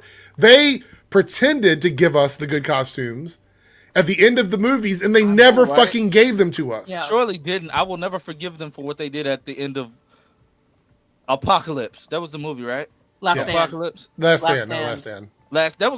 That wasn't Last Stand. I'm No, talking he's about. talking about the one where they gave him the really good costumes, and then they went to Dark Phoenix and looked like ass. Is That's that what you're Lance- talking That was Sorry. Apocalypse. Yeah. So you're talking about the second set of films. I'm talking about the second set. That's when they. Yeah, that was really good Apocalypse then, yes. costume. My bad. Yeah, the Last Stand was the one where they teased us with the OG X-Men. They did. I Yes. don't remember that shit. I'm sorry. I can't stand Last Stand for some reason. It's just trash. I don't remember them getting real suits at the end of that. Maybe Well, I just didn't watch it all the way through. Because they never do anything with them. They tease them. Like when they had the Wolverine suit in the briefcase and nothing ever happened with that either. They just teased them. They never gave it to us. And there was no reason not to because superhero movies were already using colorful suits at this point. Yeah. Maybe in their first movie there was an excuse, but beyond that there wasn't. This is why I don't want Hugh Jackman in Doomsday. Because I want I him do. to be able to thrive on his own. And I think they're going to try and fix that wrong of like, oh, you didn't like those movies because it was always Hugh Jackman? Okay, here's an X-Men lineup without him. And let James Marsden... I think he might be one of the leads of this movie, actually. You think so? I think it'll be Reed and Sue, Sam and Bucky, James Marsden, and maybe Patrick Stewart, maybe, but we'll see. I can't wait to hear him say "to me, my X-Men," Yeah, and I can't wait to hear Yellow Sam. suits. I can't wait to hear Sam say, "Yo, fall in on me, Avengers." My Nick. No, he ain't gonna say. Oh, wait, hold on. Hey, Brucey, what's up? This one made me flip Wait, my well, fucking hold on. chair. So Why would they reference Nickelodeon on a Disney project? Like, why would they? That doesn't make any sense, Liam. That would be Paramount. Oh my god! All right, Am I I'll the be only back. one that's confused? Like, why would he I don't get that. The fact that nobody's gonna be able to understand anything he says in this movie is gonna be comedy gold. I don't think he's gonna still sound like that. All right, I think I do. My cat is at the door. I got to take care of that. I'll be right back in 1 second. That's the I don't first time think- I've heard that phrase in my entire So life. welcome to Party Nation. I don't think so. Pipeline. Welcome to How to Goon with your Lance instructor, Lance Ringgold 101, aka the guy that did the Can drive-through. you give us a Channing Tatum Gambit impression? Woo! It's something like that, isn't it? Like, woo, boy. I'm making a name for myself in here. It's like, dude, I'm about to make a name for myself. Yeah, that's good. I think they might get rid of the better. Oh, by the way, They can't. It's a part of the character. You no, can't get rid of it. interesting story. Yesterday I was in an Uber and there's this woman. She was driving this like a Kia Carnival sort of thing. Like, there's like it's like a minivan sort of thing. It was sort of weird. I was like, okay, whatever. It's a weird Uber vehicle to have, like driving around like 2 p.m. in the afternoon. And she was like, I was like, oh, okay. Like I just like small talk with the Uber driver, and then she just randomly goes like, oh yeah, a couple of weeks ago I was driving Drake around. I'm like, Drake? And I'm like, I was like, who the fuck is like? My man's Noah Drake. And I was like, oh. And she's like, oh, like this singer. Like she really had no idea who Drake was, but she's like a private driver who does like Uber on the side and then does that during the day. And she was like showing all these photos of her and Drake in her Uber, or like her private driver thing. And I'm like, what the fuck? I was like, who else do you drive around? She drove around like Johnny Depp when he did Pirates of the Caribbean here. George Clooney and Julia Roberts. I'm sure Eric knows the rapper 24K Golden is his name, or 24 Golden K or something like that. What about it? Oh no, just this woman that was my I didn't hear the first part of yesterday. what you're saying. Oh no, she does like private driving for like artists and like actors and stuff when they come here and they film movies and shit like that. Mm. Yeah, and then I said, DJ Erickson III, and she went, no, who the fuck is that? Yeah, Get that creep she away needs to from me. recognize and get locked in. So geeking out. I hate this. How was your cat? The cat was just trying to get in the room. So I hate this whole. Did you yell right at the here. cat? Why? Why are we talking about my cat? Because you left to deal with the cat. So I had to go close the door. The cat was scratching at the wall, so I closed the door. Oh, okay. I thought you did something else. Was that just curious. What else would I have done? I don't know. Tell the cat to fuck off. I literally said my cat's at the door. Give me a second. Yeah, but I thought you might have talked to the cat. I don't know. I don't know what you do with a cat. No. I don't like this in the movie, and let me explain. Oh, I thought you were talking about like Lance. No, I don't like this in the movie because loved me. This character was a joke character in a movie where the tone was supposed to be that way. Which is why I don't think he'll be that joke character now. So what do you think? I think they're going to reimagine him, right? Like you end the movie. He's a character that didn't have a home because he never existed, right? Right. So once they take him back, they find him a home. They put him somewhere he probably lived a normal life. This is him being placed there. That's what I think. Two problems with this. Number one is it's unnecessary. I don't know why he would be in the movie because there's no Rogue.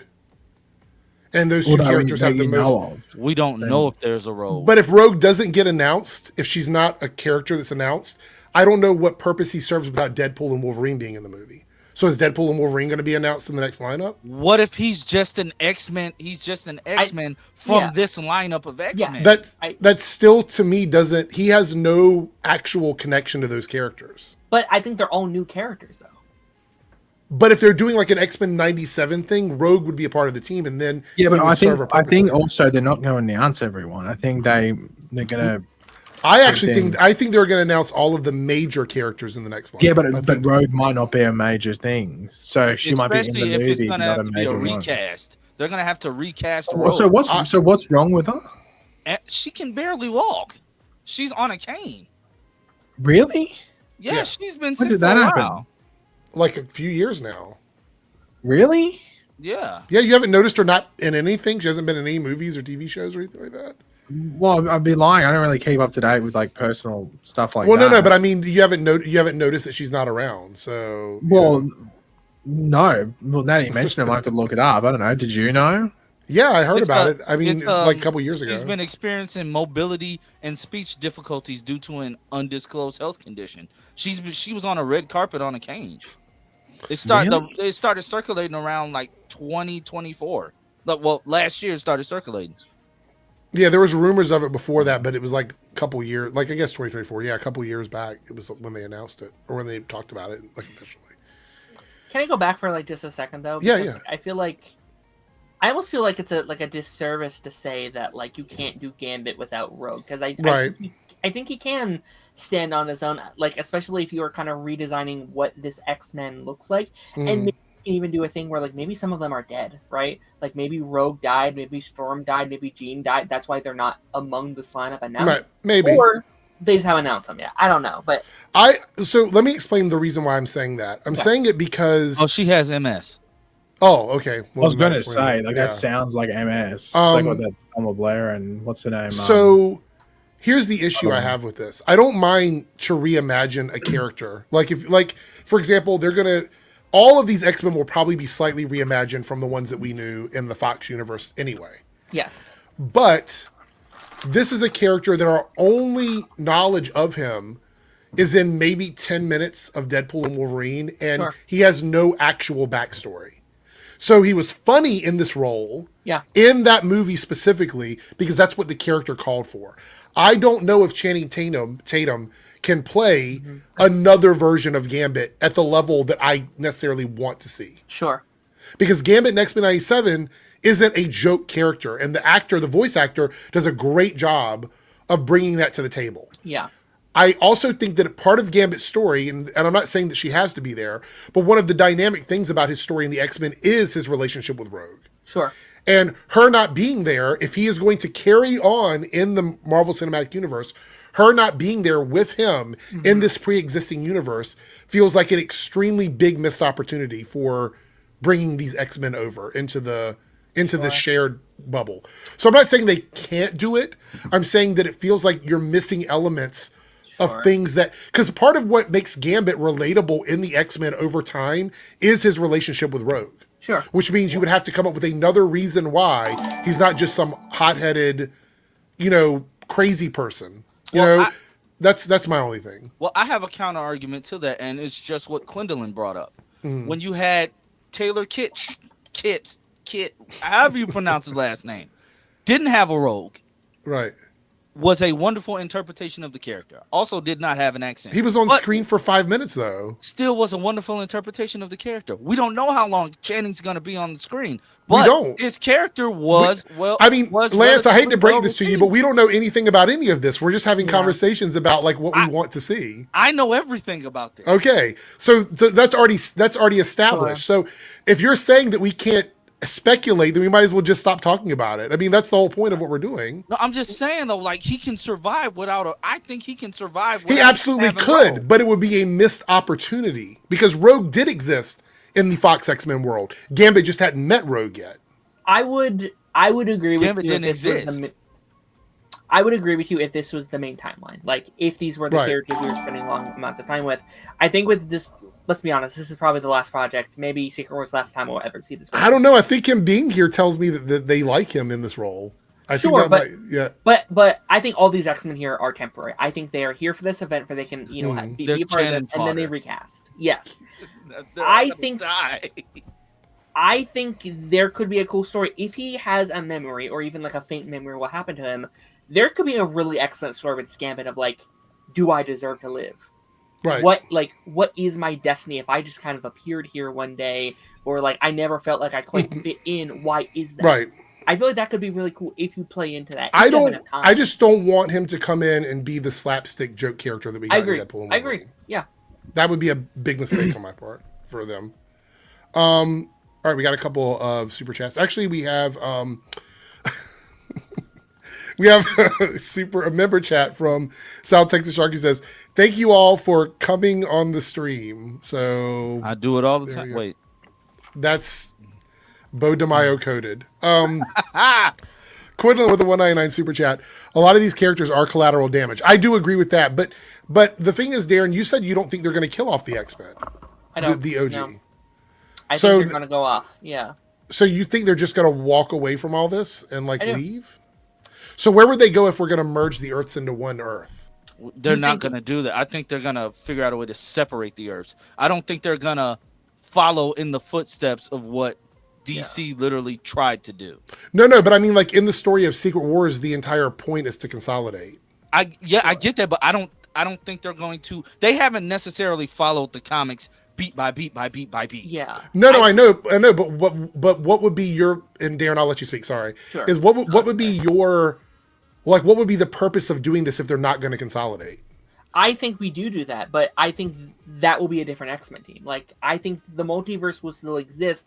They'll be out there, but we merge our individual Earths, kind of creating a new thing. So we'll have a new X-Men team, and then our Fantastic Four will be here, and then our Avengers will be here. Very Crisis, where we kind of pick and choose what gets to stay, but the multiverse is still out there that we can pick from if we want to. So. Okay. All right. I agree with what Darren is saying, but I don't think we're picking and choosing anything. I think from Secret Wars, when we get back to the main Earth 1999 or whatever it's going to be called, when we get back to that main Earth, we're going to look around and then boom, it's just mutants everywhere. We already have news of Tiamat Island being like, adamantium. So we're going to hear about Stryker and the Weapon X program. We're going to hear about all of that stuff. The Fantastic Four are going to be firmly planted because their Earth is going to be gone regardless because of Galactus. Yeah. When we get back to this, the first movie after Secret Wars, we're going to be hearing about mutants everywhere. We already have one mutant. Well, technically we have two mutants. Two. We technically have two, yes. No, technically we have three. Who's the third one? Whoever appeared on She-Hulk. What mutant appeared on She-Hulk? Oh, when she met the characters at the God, what were they called?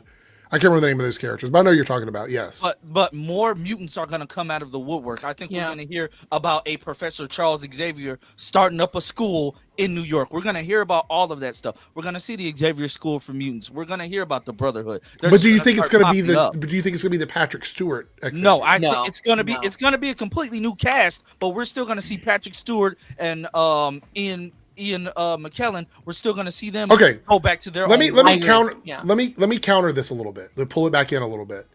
Yes, Dad. Do we not think that this is going to be, if we do it that way, that it's going to be very confusing for the casual audience? I don't think so. I think you end Secret Wars explaining that there's a new cast of the X-Men, right? Okay. I think it's Deadpool. I think Deadpool stays here. I think Ryan will be our main Deadpool. And I think we end Ryan or Deadpool like walking into like a academy and like we don't see who it is, but he's like, oh, so you're the new cast of X-Men. Interesting, or something. I like that. Yeah. So you don't think we even meet the new characters in Secret Wars? Absolutely not. No. I don't personally, no. Because they technically we've seen this happen before with what he just referenced with Deadpool. There's technically two different Colossuses running around in this whole weird Foxverse already. So we've already seen this happen. I don't know. I think that, to me, that sounds very comic booky, but I also feel like it's a little bit convoluted for the casual audience. Maybe I'm wrong. Because, I mean, this is what happened with the DCEU. It got to be a little overly complicated. You don't think it would be disrespectful to kill this cast, though? Like, I don't think they have to kill them. I don't think that's the case. I mean, I think seen half of them die already. I think the idea of them walking away and going back to like maybe keep the multiverse. Okay, so we keep the multiverse. They go away to their own world or whatever. It's fine. But I think just mentioning names without attaching them to actors and faces is probably a mistake.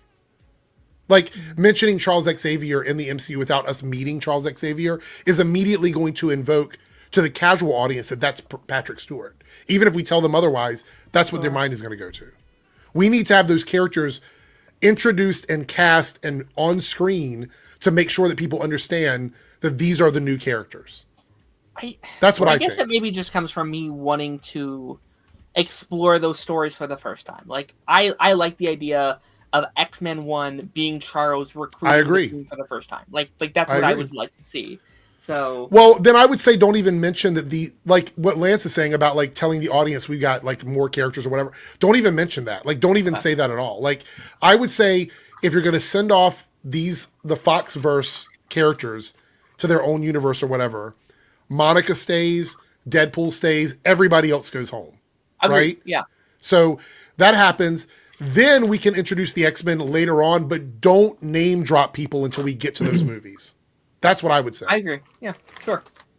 That works. I'm just saying they haven't necessarily outright said, "Oh, you're a mutant."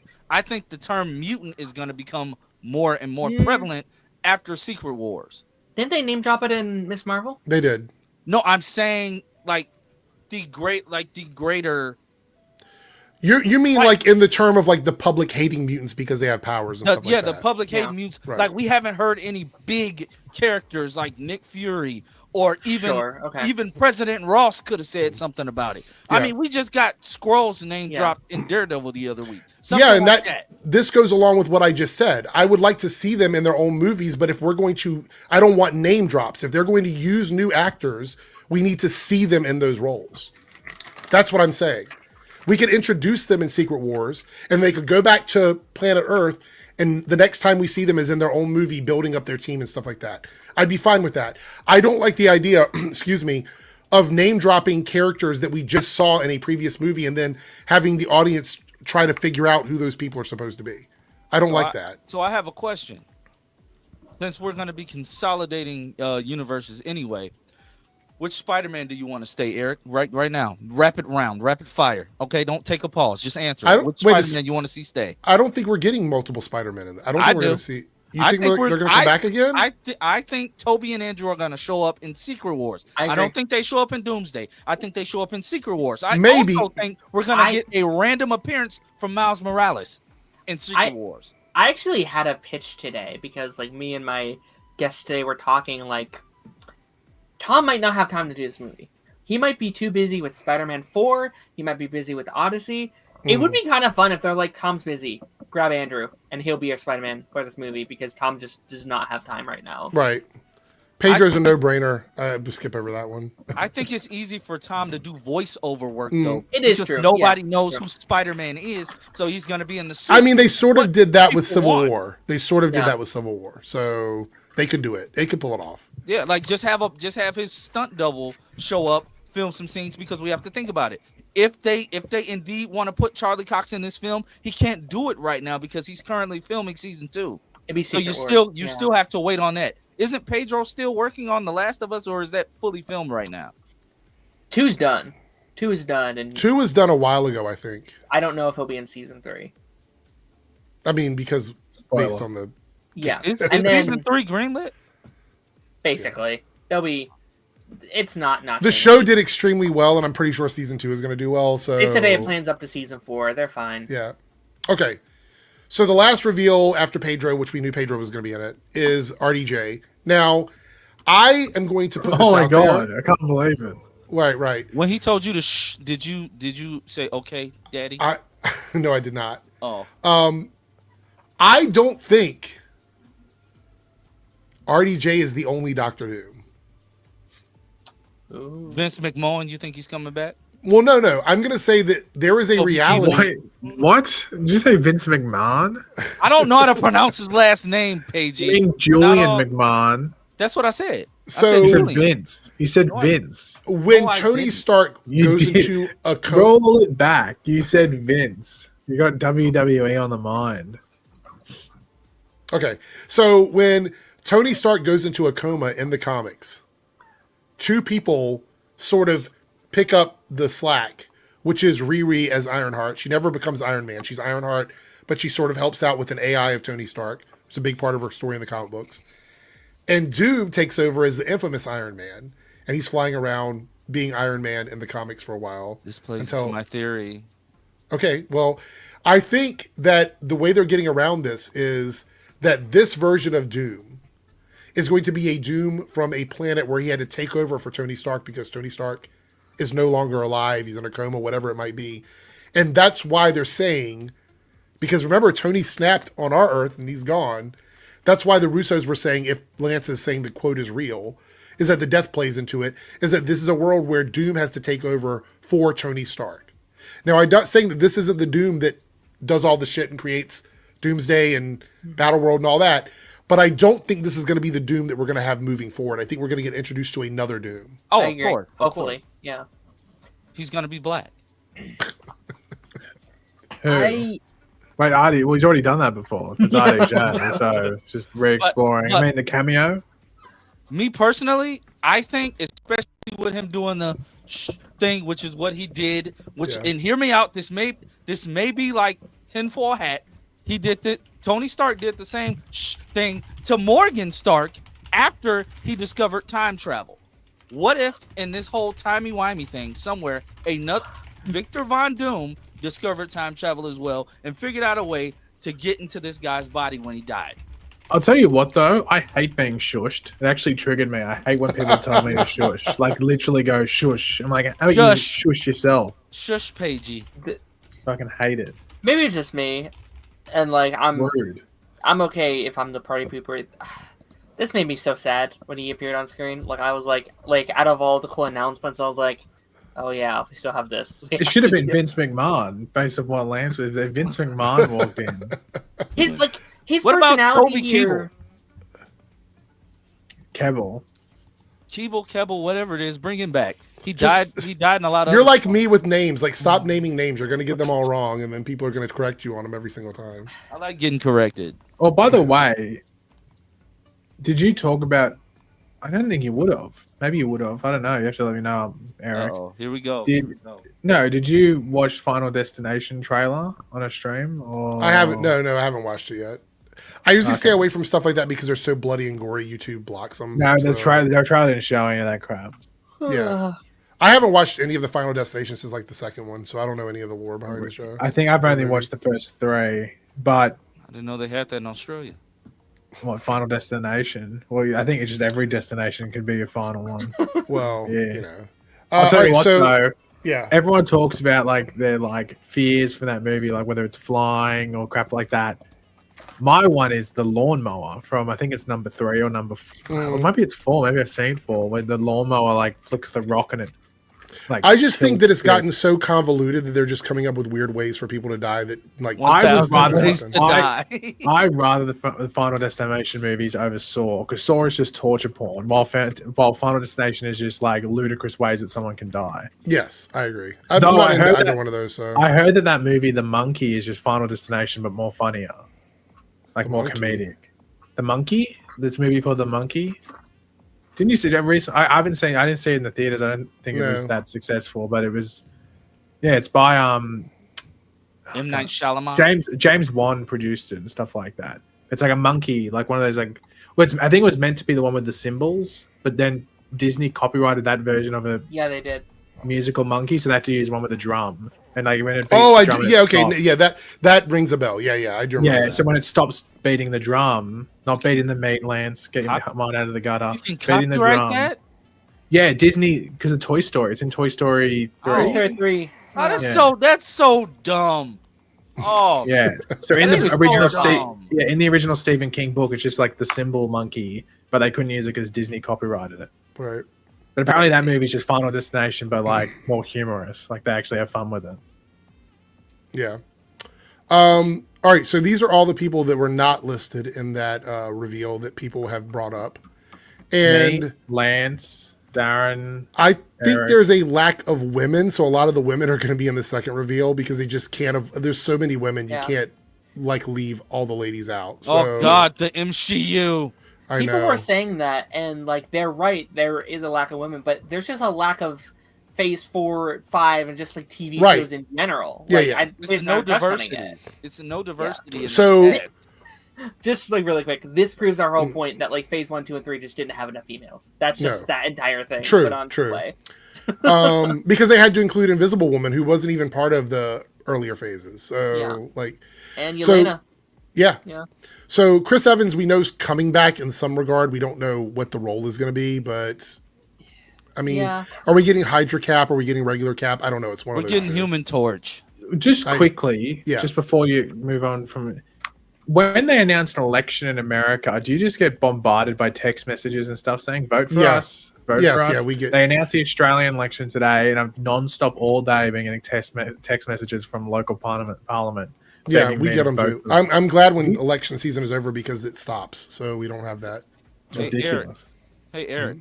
I just thought of Hey, something Glenn. crazy when you said Chris Evans. So when they announced that the 2005 Fantastic Four show up in this film, and they get on screen at the same time, as the new Fantastic Four, and Pedro Pascal looks at Ian Grufford and says, "You know what? Let's team up and call ourselves the Epic Eight."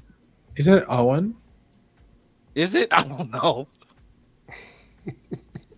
You can't get names right. That's the problem. But isn't that a dope name for a superhero team, the Epic Eight? It's the alliteration is great. It Something sounds, like sounds a to be, show or I something. was gonna say it sounds super sus actually. Yeah. Sounds like the Bang Bus or something like that. Doesn't sound really appealing. Oh my But gosh. Just imagine when all the Fantastic Fours get together, and it's going to be like the Bangtastic 12 or something. I don't know. I mean, are we the assuming tw- that the the OG twick- Fantastic Four twicky are coming 12. back? I don't think so. Michael Chiklis has been hinting. I don't know. I think it would be the biggest mistake in the world to immediately bring back the OG Fantastic Four right after you introduce the new Fantastic Four. Okay, fine. Bring back the ones from 2015. I mean, I think the new Fantastic Four need to be established, and I think doing that is a little confusing. I Well- unironically think it's more likely to get 2015 than Maybe. the classic. With Just Miles because Miles Teller and Michael B. Jordan and all I think them. Michael B. Jordan. Yeah, At least I think that's in fine. advance. Well, I don't know. Michael B. Jordan, maybe Michael B. Jordan and Jonathan Majors team up. We might finally get it in a Marvel movie for some reason. I don't know. Oh my god. Haley Atwell as I'm assuming some version of Carter, either Captain Carter or just Peggy. I actually like her, but we've already I seen love her her, in live action, so I don't know. We saw her die so easily. Well, not in the What If series. Like she It's gonna has, be Peggy, she goes I on think. forever. So, Mark Ruffalo as Hulk. I think he's definitely going to be there. Edward Norton. Okoye, Star Lord, Daredevil. I don't know about Yes. Daredevil. Yes. I think he'll be in Secret Wars. Yes. Okay. Daredevil's going to be there with Um, Ben Affleck. Wong, I think for sure. Ms. Wong Marvel, I as think most Wong. likely. Jeremy Renner. I don't know if Hawkeye's coming back. I'm a little on the fence about that. We need both Hawkeyes. I think don't- Hawkeye will appear whenever the Young Avengers appear. Yeah, we need with the Hawks, we need two of them. I think that's the best way to go about it. Yeah, Tom Holland as Spider-Man. We're still kind of figuring that one out. Secret Wars. I think. Moon Knight. I think Valkyrie's probably going to be there. I think Wasp will probably be Did be she there. retire? She's done. Yeah, Evangeline Lilly's not acting Yeah. anymore. yeah, Okay. she quit. She said she retired from acting, so You don't think they could offer her enough money to come back for a cameo? no. Does I anyone think she's- care? I Like, think she's Yeah. done too much political crap. Yeah, like to be honest, there's probably only like maybe a quarter of these if you're lucky where people would go, oh, okay, that piques my interest 1%. Yeah. There's probably a bunch of these people. Like, I'm sorry, Olga Koryolenko as Taskmaster. Yeah, I don't think anyone gives a fuck. Yeah, Captain Wasp is- Brie Larson's definitely coming back as Captain Marvel. That's guaranteed. I mean, Cody brought up that that she's on Broadway, right? So maybe Yeah. they wait till Secret Wars to bring her back. Who's on Broadway? Brie Larson. Brie Larson. She is. Um, She shaved her head. Yeah. I mean, they could give her a wig. Well, I probably. Yeah, I guess so. Although I Um, would think the it's like script a that she's cameo or short. something, as Yeah. like a hologram or something. Maybe. She-Hulk. Somebody was saying there's a rumor that she's got a big role in the movie, but they haven't talked about it yet. Once again, it's I probably don't some ass person based on Maybe. their concept Maybe. art. Jeff Snyder. Ironheart probably. Nick Fury maybe. I don't know if he's even necessary, but I I don't mean I think could so. see. So Kate Bishop probably. Now Elizabeth Olsen, we talked about this on the last stream. She seems to be pretty much done, but I don't know if that's her. It seems like she's being genuine about it, but I don't know if that's her just hiding. Yeah, I the think fact that I she's think coming back there's, as Scarlet there's Witch. probably a genuine side to it, and it's like, hey, here's $10 million for 2 days of work. Okay, Right. I'm back. They Sign me have up. to That's keep it. fine. They have to keep us thinking that she's dead. The same way Benedict Cumberbatch said, "Oh yeah, I'm not returning." In 2 days later, "Oh yeah, I was wrong. I am." Yeah. So Doctor Strange, Monica Rambeau seems to be guaranteed. Hold on, why Yeah. is there? How did they slide in Dakota Johnson as Madam Web in here? I just realized. Wait, what? I think Yeah. that's just people. They took comments under the post, and they were like, "This person's not in there" or whatever. Oh no, I think they were But- just having fun with it. Maybe, They're just maybe. joking. But Madam Web would definitely not show up. I think America Chavez will probably be there because I actually think they're going to establish some Young Avenger energy. I'll tell you what, they need to start doing something with that Young Avengers because it's too hard not to laugh at the meme now where it's that actress that plays America Chavez has been to more premieres and she has minutes on these Yeah. MCU. Well, they did announce. I think they said they announced the showrunner or the director or the writer. I can't remember. I don't think Somebody that's texted confirmed. us. Oh, It's okay. just rumored stuff. Yeah. All right.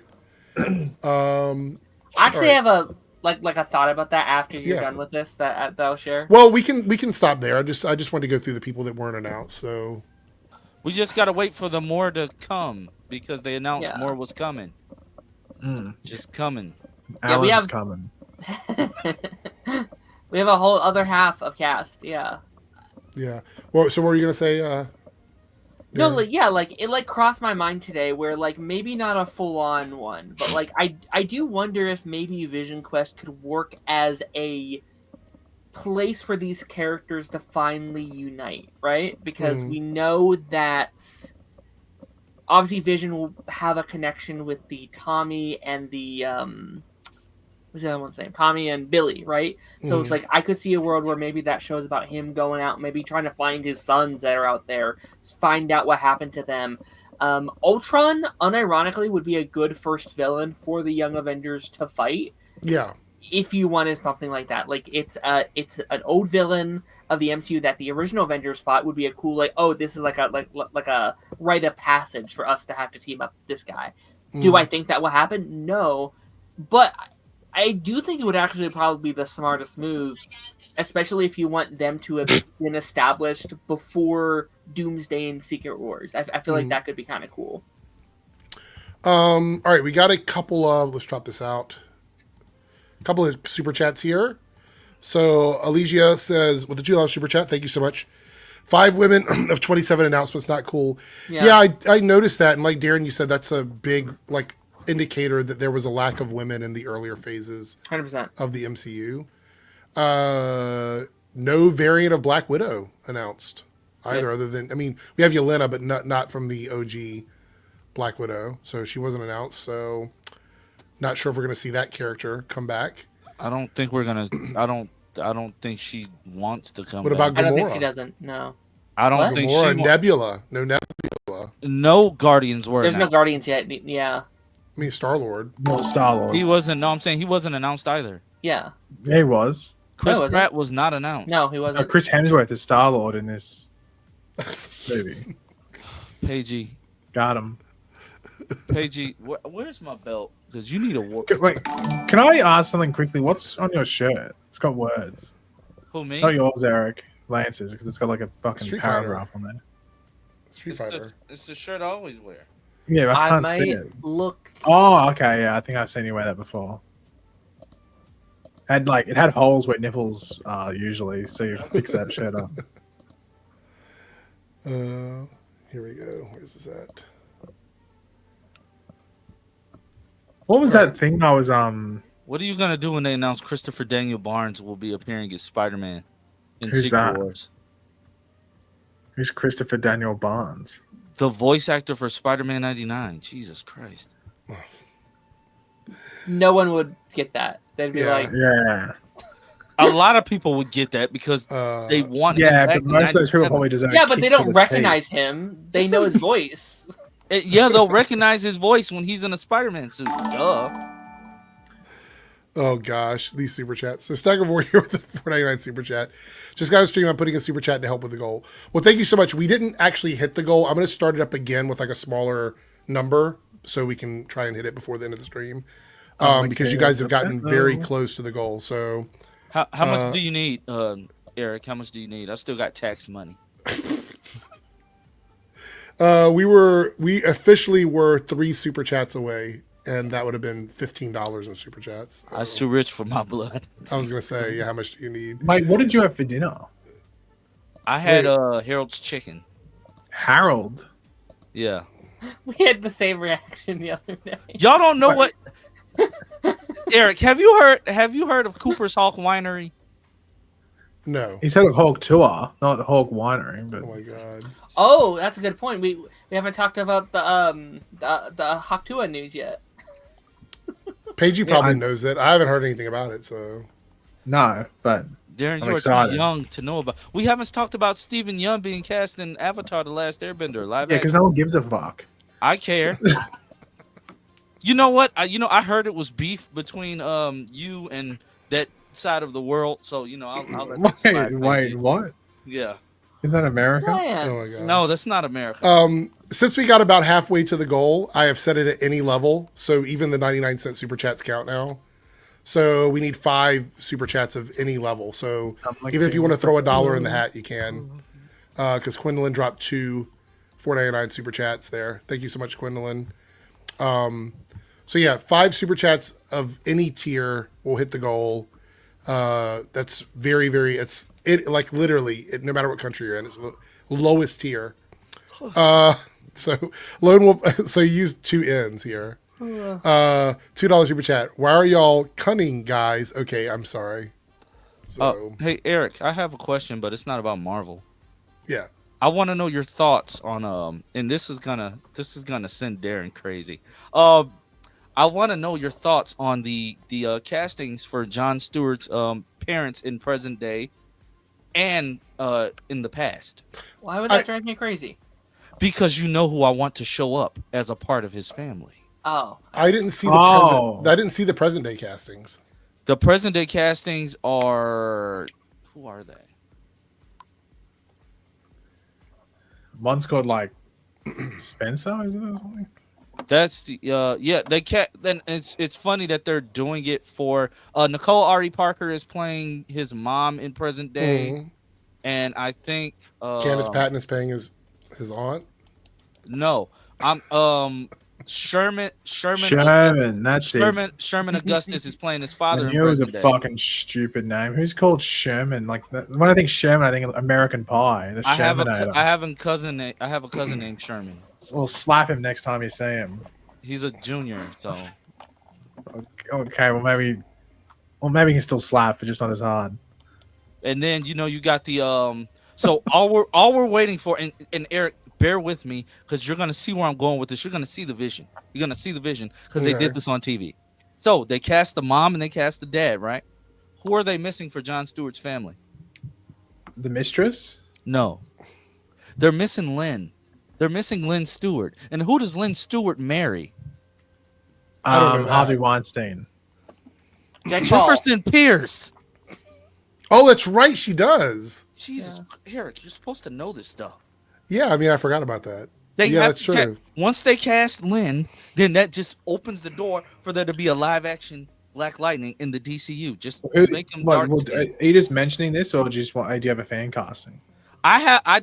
My fan casting would still be Crest. Oh my god. No. Not for Lynn. The woman. For Lynn, I feel as if no, because I can't decide. Would the sister have to be light skinned too? Or would she be dark skinned because the dad is dark skinned? I can't decide. Maybe flip a coin. I don't know who I would pick to play Lynn. Like, I don't. So you're concerned about that, but I can guarantee that 99% of the people watching the show don't care. Yeah, I care. Right, you're 1%. Yeah, so, but you're also focusing on like. Now, I'm not going to disagree with this comment. Arrowverse Black Lightning was #perfection. I totally for that one agree with ass season. You didn't think it was too woke? Well, I will say this: the scenes with the stunt person wearing his face as a mask, like one of those plastic Halloween masks, was pretty hilarious. Well, Eric's favorite character was great, right? I don't. Maybe. Why did they What was- make that decision for that show and that show only?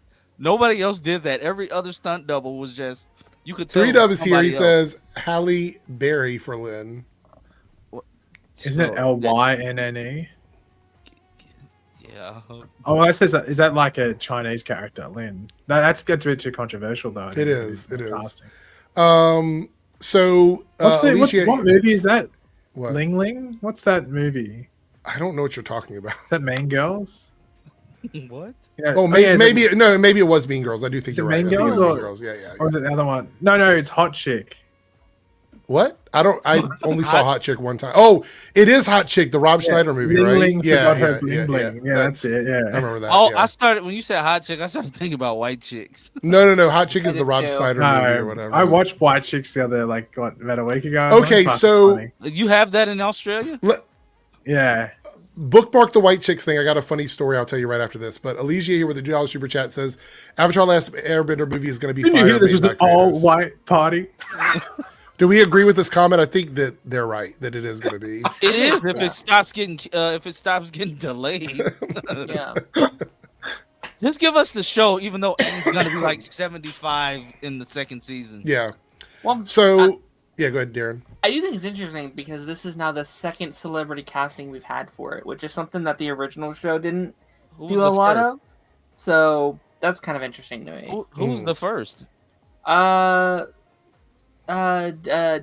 Dave Bautista, Drax. He was casting that. He's the villain. Yeah. Fire Lord Ozai? No, he's Oh. dead. Wait, no, is this is the live action show that Steven Yeun is cast for, right? No. This is the movie. He's doing Yeah, the no, voice. Isn't they doing a live action movie? No, animated movie. No, it's an animated It's an- movie. Even I yeah, know it- it is. It's a continuation of it. They're all like adults now. See, Right. I forgot about. Oh, what if he's voicing Aang? Aang. I think he's already cast. Aang's cast already. Is he? Yeah, he's Yeah. voicing someone else. It's like, yeah, it's like something. All right. The story I was going to tell you about the White Chicks thing. So, I was working at an event where they had people doing dance routines. And the place I was working at, the owner likes to mess with the entertainment. Oh, no. And so they were working, and one of the entertainers' makeup, there was a white girl, looked like White Chicks. Like it was just very flat Thick. makeup or whatever. So she had her number choreographed, and they were doing this dance routine to, I think it was a new Lady Gaga song. I can't remember what it was. It was a new Lady Gaga song, I believe. So we're dancing to it, and he told me, he goes, as soon as the song ends, before they come off stage, play that Vanessa Carlton song from White Chicks. And I was like, why? He goes, look at them. And I said, okay, like, they're entertaining, right? You know what I mean? Like, do we really want to do that? He goes, the crowd is going to love it. They have a good sense of humor. Do it, or whatever. So the crowd was cheering for him or whatever. The song ended, and all of a sudden, that making my way downtown. Well, that came on or whatever. The crowd started laughing like crazy and cheering, and it was so funny. But like people still remember that movie to this day. It's probably one of the most iconic comedy movies I thought of that era. you were going to say you started playing "Tricky" by Run DMC because that's the song that they danced to. Oh yeah, no, it wasn't that one. No. All right. So what we're gonna do now is we have 2 out of 5 of the super chats. I'll be back in 1 minute. Okay. Okay. Again, it's the final push. 2 out of 5. Thank you guys for donating so far. I'm gonna have to hop out of here. I'm gonna get Okay. some rest, but, All right. We'll see you later, Darren. Have a good night. Thank you for hanging out. I have See to you guys do later. the Bye thing. bye. You're doing the same? Yeah, gotta be up for work. Okay. Cool. See you later. Thanks for coming in. Always. You know, this is my. I was the host after Paige anyway, so. Yeah. Oh shit. That's true. Yeah. You were. Yeah. Bye. All right, so we have a couple more super chats here. Staggervore, $4.99 super chat. Maybe the rest of the Avengers cast will be announced during or after Comic-Con. I think it might be with CinemaCon. I think CinemaCon might be the announcement. We talked about it earlier before you got here, Staggervore, but I actually think that they're going to do it either before or after, maybe even during CinemaCon. CinemaCon seems to be the new place for announcing stuff, so it's possible. South Texas Shark here with $2 super chat. What are your thoughts on Elon and Assassin's Creed? So I don't know how many of the people in the chat are gamers, but seeing everyone melt down over Assassin's Creed and saying that it was gonna be boycotted, nobody was gonna play it, you know, all the get woke, go broke nonsense or whatever.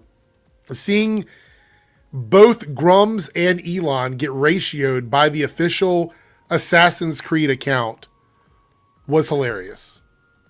Are you back, Paigey? He's not back. Seeing them get ratioed by the the official account was hilarious. It reminded me of, I don't know if you're not in the United States, you might not get this reference, but when the Wendy's account would ratio people, they would roast them on Twitter in replies. That's what it reminded me of, was that. So seeing that happen was absolutely hilarious. It was pretty funny. I love myself a good roast. Alicia here with a $5 super chat. Thank you so much. The Avatar: The Last Airbender animated creators got screwed over by Netflix, so they founded Avatar Studios to continue their universe their way. Hashtag hype train, bring it on. Yeah, I saw that.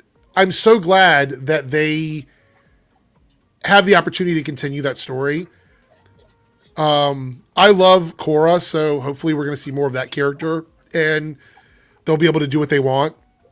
I know I wasn't gone for that long. Where did those two people go? As soon as you, like, literally, as soon as you're like, I'll be right back, they left. So wow, that's very, very. It was very rude of them. Very rude. Yeah. By the way, do you agree? So while you were gone, I answered the super chat. Do you think they might do something during CinemaCon? I know we've talked about how big CinemaCon is. Well, not CinemaCon. I don't. Well, I mean, for DC, maybe. I mean, people putting too much on it though. Like, I think you might get us. They might do the Superman trailer at Comic-Con in a couple. CinemaCon in a few days. But I don't see them. It's about. I saw someone say they're going to do something for Lanterns there. I'm like, it's fucking called CinemaCon. It's for cinema owners. Like, that's the whole point. Why do you think they're trying to turn CinemaCon into like a Comic-Con? Why do you think? I think it's because Comic-Con's so bloated a lot of time, and the thing is that if, like, this year, I can understand Gunn not wanting to go and do anything at Comic-Con because he's going to get swept out by Secret Wars and Doomsday stuff. So unless he's going to announce or show anything, and what's he going to show? Supergirl, some stuff with Lanterns. Like, it's going to go straight to the bottom, but who cares? Now that you're mentioning that, I actually agree, because I think for them to show all of this stuff at CinemaCon, waste a bunch of time, a bunch of hype for them to do stuff at Comic-Con. So well, but it makes more sense to wait till Comic-Con. They need to focus on Superman, because that comes out in a few months after CinemaCon. Yeah, and that's what the focus. The only thing you can maybe show is some stuff from Supergirl, because it's coming out. Do you think we'll get some Fantastic Four stuff at CinemaCon? Maybe some extra, like a new. I don't know. Does Disney ever really do anything like that? Like, Warner Brothers always seems to have a presence at CinemaCon, but Disney has D23 of their own. So they like, do they need to go to CinemaCon? They might make us wait, because the truth is, this news they just dropped is going to last for weeks. People are going to be talking about this for weeks. So. If Marvel continues to have a presence at Comic-Con, even if it's just like big every 2 years, not necessarily every single year, Warner Brothers has to consider DC having its own, like, bringing back fandom, but in some way. I think they also just announced that new, like, nostalgic retro game for Marvel, the Invasion game or whatever. It's like a side scroller. Like, do you remember that Turtles game that used to be in arcades where you go around and, like, slash and beat up stuff or whatever? Like, like, it's like that, but it's a new game. But it's basically that. It's a side scrolling beat 'em up game. It's looks great to me. Like, I feel like they're making all the right decisions with games, and DC just can't get it right. So Stagger Warrior with the 499 super chat. How many superhero films do you expect to be released next year? Well, I think we have. Hold on, DC. We have Supergirl, right? Isn't that one? Is that coming out next year? Or is it the Supergirl, and then we're probably gonna have the Clayface movie. Maybe Sergeant Rock if they fast track it. Maybe. Because they could do Sergeant Rock pretty quickly if they wanted. But they need to get in production on that before the end of the summer. If Sergeant Rock isn't in production by the end of the summer, it won't come out next year. But Clayface and Supergirl. And then we're probably going to get 2, maybe 3 Marvel movies. I think 4 at the low end, 5 on the high end next year. Yeah. That would be my guess. Do you think that's a fair statement or no? Yeah, especially because Sony's not doing anything. So yeah, 4 to 6, I guess, if it's a big year for both of them combined. I mean, if they get the Sergeant Rock movie out, they could probably pull off 6. But yeah, but is Sergeant Rock considered a superhero film? I don't know if it is. Yeah, I think it's more comic book. Like, Yeah. it's based off the comic book. South Texas Shark with the $2 super chat. Thank you for keeping me company during a big storm. Oh, you guys are having a storm right now? Sorry to hear that. We have some possible rain and stuff coming through this week. Might be the remnants of yours. So, Staggervore doing the 199. Goal achieved. There we go. We did. We hit the goal. Thank you guys so much. Yeah, next time that happens, I'll lower it down. I can't change it. The one thing that I hate, okay, so this is my little criticism about the YouTube fan funding tab. Say, for example, we get towards the end and I'm like, I want to go in and change the goal number so that it's easier to reach. You can't do it. I would have to close down that goal and start a brand new one. They won't let me go in and like change it or change the amounts or whatever. It's really annoying. I like it. I think it's fun, but they need to make it a little bit more user-friendly. So, anyway, so Paige, have you watched Daredevil this week? No, I actually haven't. There's 2 episodes. Yeah, no, I haven't got. I'll probably watch them tomorrow. Okay, so I'll talk about them unspoilery while we're sitting here because I know people had asked me what my opinion was. I didn't do a Daredevil review because basically I lost my voice, so I didn't even bother to record a video. But we had 2 episodes. I think remember we talked about it like maybe one wasn't good and the other one was. I think were you here when we talked about that? I think so, or maybe partially. I was. So there was a rumor that that episode 5 was the worst episode of the season, and it was getting paired up with episode 6 to make sure that it didn't seem like it was. The only thing I heard is that one of the episodes, I think, or maybe it's both, but I think one is very like detached. It's like a time. Yeah, that was 5. That would have been 5. Okay. Yeah. So 5 is like a bottle episode. Remember we talked about the difference between filler and bottle. It's not really filler. It's an episode where there is a contained story, but some of the stuff is going to carry over to the rest of the season. So it wasn't completely filler. There's some stuff in there that's probably going to make a difference later on. Okay. But episode 5 was a contained story about Matt in a situation where he has to figure out how to do things without access to his costume and stuff like that. It's a good episode. Like, I know people were saying they like, oh, it's the worst one or whatever. No, it wasn't. It was a good episode. But I think episode 6 was fucking crazy good. Crazy good. I think episode 6 might be my favorite episode of the season. So many great things happen in episode 6. I think 6 to me feels like they finally at that point had figured out how to marry like the old stuff with the new stuff. If that makes any sense. Because I think episode 5 feels like a remnant of the old formula of the show. Oh, okay. Like it feels like it's an episode that they had pretty much done in that old form. I could be wrong, and I'm sure there's some people in the chat that might know, but that's what it felt like to me. Episode 6 felt like they finally hit their stride with blending the two together. It's probably because it's later in the season and they were able to do more stuff towards the end of the season. So, anyway, I loved episode 6. I thought it was really strong. Episode 5 was really good. After you watch it, are you coming in on Saturday for my big stream? Are you going to stop in or no? Yeah, sure. That's just, yeah. But you're starting earlier, so I might not. I don't think you'll be there at the beginning because I'm starting earlier. Yeah. Yeah, so I'll probably join like halfway through or something. Yeah, so if you watch it, I'm curious to hear your opinion on that. But have you seen the spoilers for the suit, the dark suit, the shadow? I saw the black, like the black suit sort of thing. So since this is the end of the stream, this is the last thing I want to talk about. Actually, let's go ahead and look at what the choice was for the poll before we do this. All right, so you guys voted. This is on the Reloaded channel. And what you guys would like to see is a comic book shop live stream. So the next time I go to pick up my books for the month, I usually do like a once a month trip, sometimes twice a month. I will go in with my camera. We'll do a vertical live stream with you guys. And I'll let everybody know ahead of time which day I decide to go, because it'll be during the afternoon. So thank you guys so much for reaching the goal. And yeah, so there we go. All right, so anybody that doesn't want to get spoiled, because I think the suit is going to show up in maybe the next couple episodes. This is going to be the new Daredevil suit. So here we go. And I see why they were being secretive about this, why they didn't want to spoil too much about it. So here we go. This is the suit. I think this suit is amazing. I love this. I love the you can see how it's like the red is peeking through under the black, and it looks like the symbols are airbrushed on the suit, like almost homemade, but not quite. You know what I mean? Like it's got that vibe to it. Yeah. I love this suit.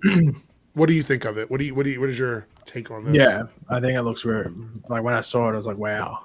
Like mainly because they did the DD, like they actually did the lettering and stuff like that. But I think it also, even like around the face, it seems to fit really well. Like it, but yeah, like I think it looks pretty good, and you'd hope that it is. But what they're going for here is that he's just gotten one of his red suits and just painted it black. Right, and spray painted. That's the why, on it. and that's why that's why the red is sort of coming through on like. But I like that element of it because he's not like an Avenger where he can just go have another suit manufactured. You know what I mean? Yeah. I mean, one of the whole setups of She-Hulk was that he had to go get a new suit. So, well, also I guess you could do the funny thing is that he literally can't see, so he can't see necessarily the specifics of if there's a bit of red coming through. Yeah. I wonder what makes him decide to put the DD. Is it because he wants to? So here's my theory on this. I think the whole Frank Castle Punisher thing, where the police are using his symbol and doing like being corrupt cops. I think Daredevil realizes he has to have a symbol as well that represents the opposite of that. Yeah. So he decides to put his symbol up there, the Daredevil. Do you think he starts symbol. leaving that around, like that the DD around? Like on walls and stuff, maybe. Like possibly. I think it is the Ben Affleck movie when he does it with the gasoline on the floor. No, remember that? He's going to do that. Yes, I don't think he's going to do that. Do you think they could do that? Be a funny like little. I'm still waiting for Evanescence to play in this show. Surely at some point they have to drop. You think they would do that? You think they would bring him back to life? You have to have some fun. I mean, it is Born Again is the title of the show, so. That should be the closing. That should be the closing song at the end of this season. Do you think? Okay, so my question is: do you think they change the subtitle of the show every season? So this season is Born Again. Next season will be Daredevil something else. Or do you think they're going to just keep calling it Daredevil Born Again? I'd assume they keep it the same. I'd assume so. And also, we don't know how long they were planning to do this show for. They might try and shift him into the movies and stuff in a few years. So that was one of the things we mentioned. I think you were here when we said that. Like you were sitting here when we were reading through it. But you think Daredevil is going to be in one of the two movies, like Doomsday? I think he'll probably be in Secret Wars, and I think he'll be in the first one, just because the shows they probably want the But get ready, Paigey. Speaking of Evanescence, they're going to drop a new song for Devil. Yeah, but I don't want a new song. I want Bring Me to Life. I mean, Devil May Cry already had Roland as the theme song, so Eric's already signed up. I think they announced the Accords were repealed in She-Hulk. I think in She-Hulk they mentioned that. Yeah. So Ghost here says during She-Hulk in court, Matt Murdock reminds Judge Price that the Sokovia Accords were repealed. So there is no like superhero registration situation going on. How can you see? Imagine that just dropping Eric. Like it slowly builds in, then you get the like right here when he's walking out with the pimp walk, and it should be literally the reveal scene for this costume, for this suit, is the Bring Me to Life. Like I'm sorry, like you have to at least have some fun with it. Maybe. Can't wake up. Save me. Oh my god. That Eric. I don't know if I would like that. I'm just gonna let you live in that. You know, it's one of those things where you're like, oh, that sounds cringe, and then it happens. You're like, this is fucking awesome. And then all of a sudden you're rewatching that scene over and over and over, and all of a sudden you're Daredevil, Eric. Pages make you sad. It's a weird thing. You'd think they make it like a legacy thing, but didn't Disney do the exact same thing? I think with one of their like maybe like 20 years ago or something, they got rid of one of the place where a lot of the iconic cartoon characters was created. I mean, this kind of, well, first of all, I think it is sad, but I also think this is it was inevitable the way they'd been talking about Looney Tunes. You know what I mean? Yeah. What's up, Doc? Nothing. Getting bulldozed. Yours truly, it happens. It's already happened. I mean, the stuff they were talking about earlier. Oh, can you see? It's already occurred. I'm just going through some of the stuff that I have here bookmarked. Like open doors. Have you Sing seen it, Snow Eric. White yet? Have you seen Snow White? Yeah, Eric, I was first in line. Of course not. Oh my goodness. Oh, here's some pictures of that Marvel game. Check this out. It's like a 2-dimensional side scroller here. Oh, okay, yeah. Very like, Marvel versus Capcom meets TMNT meets Double Dragon. And it's also a console game. It's not a mobile game. Oh, okay. It's called Cosmic Invasion. Interesting. Are you going to be playing this? You know what? If they drop Evanescence in the Daredevil Born Again season 1 finale when he comes out in that suit, I might just do that as a return of favor. I wonder how much. I'll tell you what though, costs, so. the Arrowverse seem to always have decent needle drops, for sometimes closing scenes, and like half of the Daredevil writing staff is from the Arrowverse, so like, and like they're all producers as well, like that Grain Godfrey and what's that other person's name? I can't remember. So maybe they're like, oh, what was your favorite Arrowverse needle drop? Return of the Mac. Oh yeah, it's probably a hard one to beat. I mean, That I know scene you in love general- the Battlefield as well. No, I hated that one. That scene is Really? probably my favorite scene in all of Legends of Tomorrow, to be honest. Had that random song when Joe announced Cecile was pregnant. I can't remember that. I don't remember that one either. I remember the one where like when Iris works with that community thing and they make that "You Gotta Be" the Desiree song. Hold on. We got to talk about this here before we wrap up. So I saw this. So if guys aren't familiar with Snyder Queen, this is one of the biggest like Snyder Bros toxic accounts there are on Twitter. So Ben did an interview and he says, "I'm not interested in going down that particular genre again, not because of the bad experience, just I've lost interest in what was of interest about it to me." Then he goes on to talk about how his kid was afraid to see Batman because they made Batman like scary and frightening or whatever. And he in the interview, he's very clear that he's like, "I'm not interested in doing this anymore." And I mean, he kind of walked away after not getting his own movie anyway. So it wasn't like there was anything ever left for him to do. I was actually shocked he came out for the Flash movie, but I think that was because it was a very small role in the film. But Snyder Queen goes, "The best Batman of all time, hashtag make the Batfleck movie." Yeah, What the fuck? there's a lot of delusion. Like, did you not read the tweet? Like, he doesn't want to play this character anymore. Yeah, it's like when you don't want a sandwich. Here's a sandwich. I don't want the sandwich. It's got mayonnaise on it. Do you think? What do you think keeps the Snyder people doing what they're doing? To be honest, because I feel think, like I think it's pretty simple. They were fixated on something for so long that it's a part of their personality, but it's also something that doesn't necessarily exist anymore, if that makes sense. But I think it's also like maybe like an entitlement thing because they feel that all that pushing and stuff was why the Snyder Cut happened when it wasn't. It's because HBO Max needed content. Yeah, And it was the we've talked cheaper way about to that. do it. I know people don't want to listen to us, but literally that's why. That's Yeah. why it happened. I mean, And obviously there had to be like some sort of thing where like people sort of wanted it, so they weren't delivering it to nothing. But it wasn't this like harassment style promotion or campaigning that got it over the line. It was the fact that HBO Max needed content during the pandemic. mhm. Let me show you guys an example of what not to do, how not to promote your movie. Paul Walter Hauser says he thinks the Fantastic Four first steps will reinvigorate the MCU. I believe this will go down in history as one of the ones that started a new tide of successful storytelling for Marvel Studios.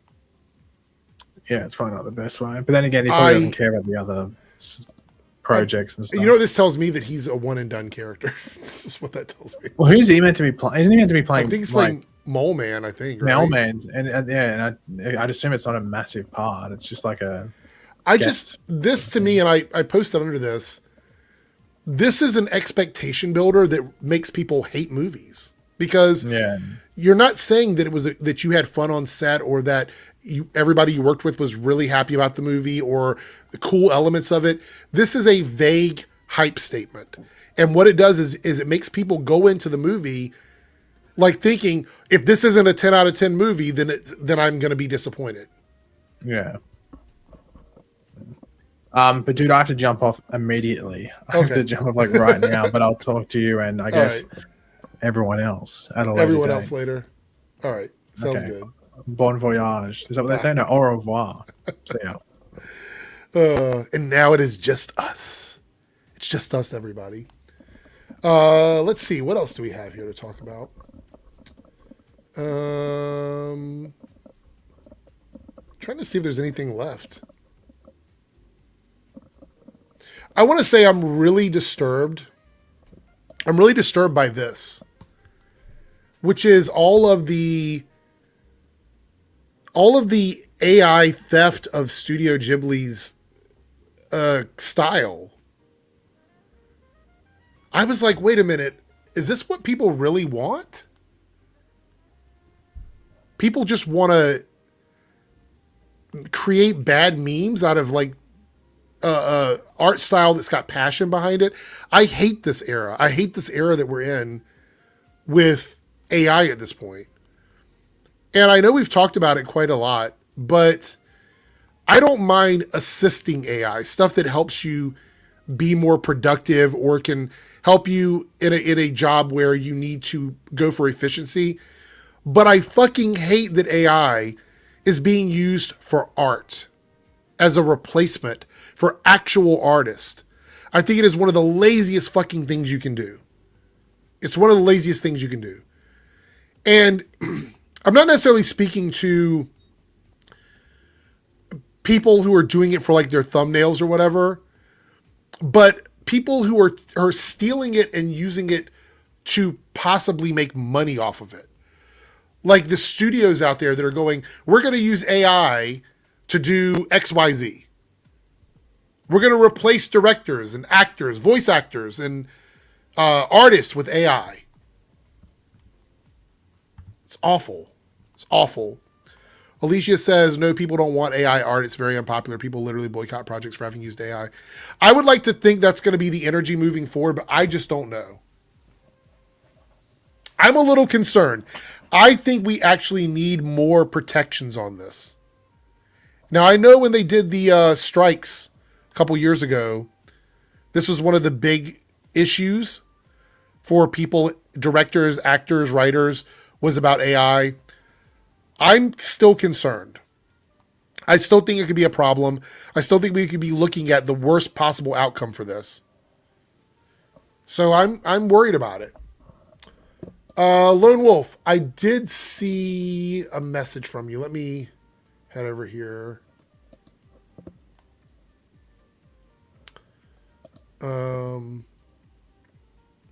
Right here. Giancarlo Esposito says he wants to play Mr. Freeze in James Gunn's DCU. I don't know. I don't know about this one. I'm not totally sold on this one. I love him as an actor. Great actor. Kills almost every role that he's in. But I don't want him to just play every villain under the sun. If that makes any sense.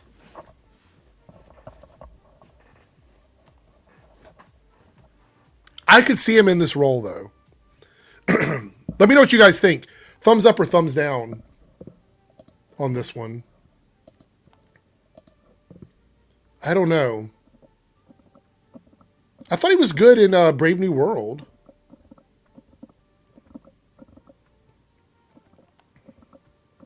Have y'all seen the smear campaign on Rachel Zegler? The article that came out? It's pretty fucking disgusting, to be honest.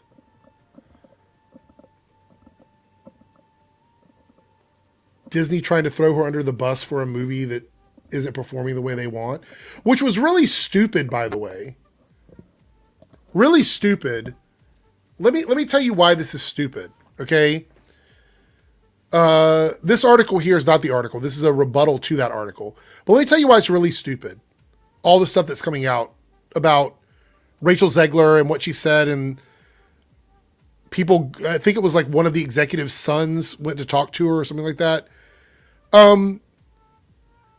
It feels like Disney is trying to dig themselves out of this hole with Snow White, which there's issues with Snow White. Darren talked about it a little bit here the other day. But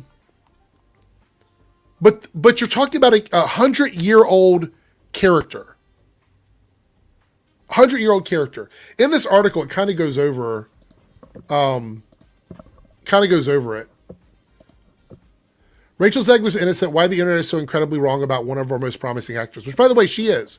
And she's the best part of Snow White. She's the best part of the movie. So it doesn't make any sense for her to bear the brunt of the movie not being successful. Almost every single review that I read about this movie has said that she is the best part of the movie. Their words, not mine.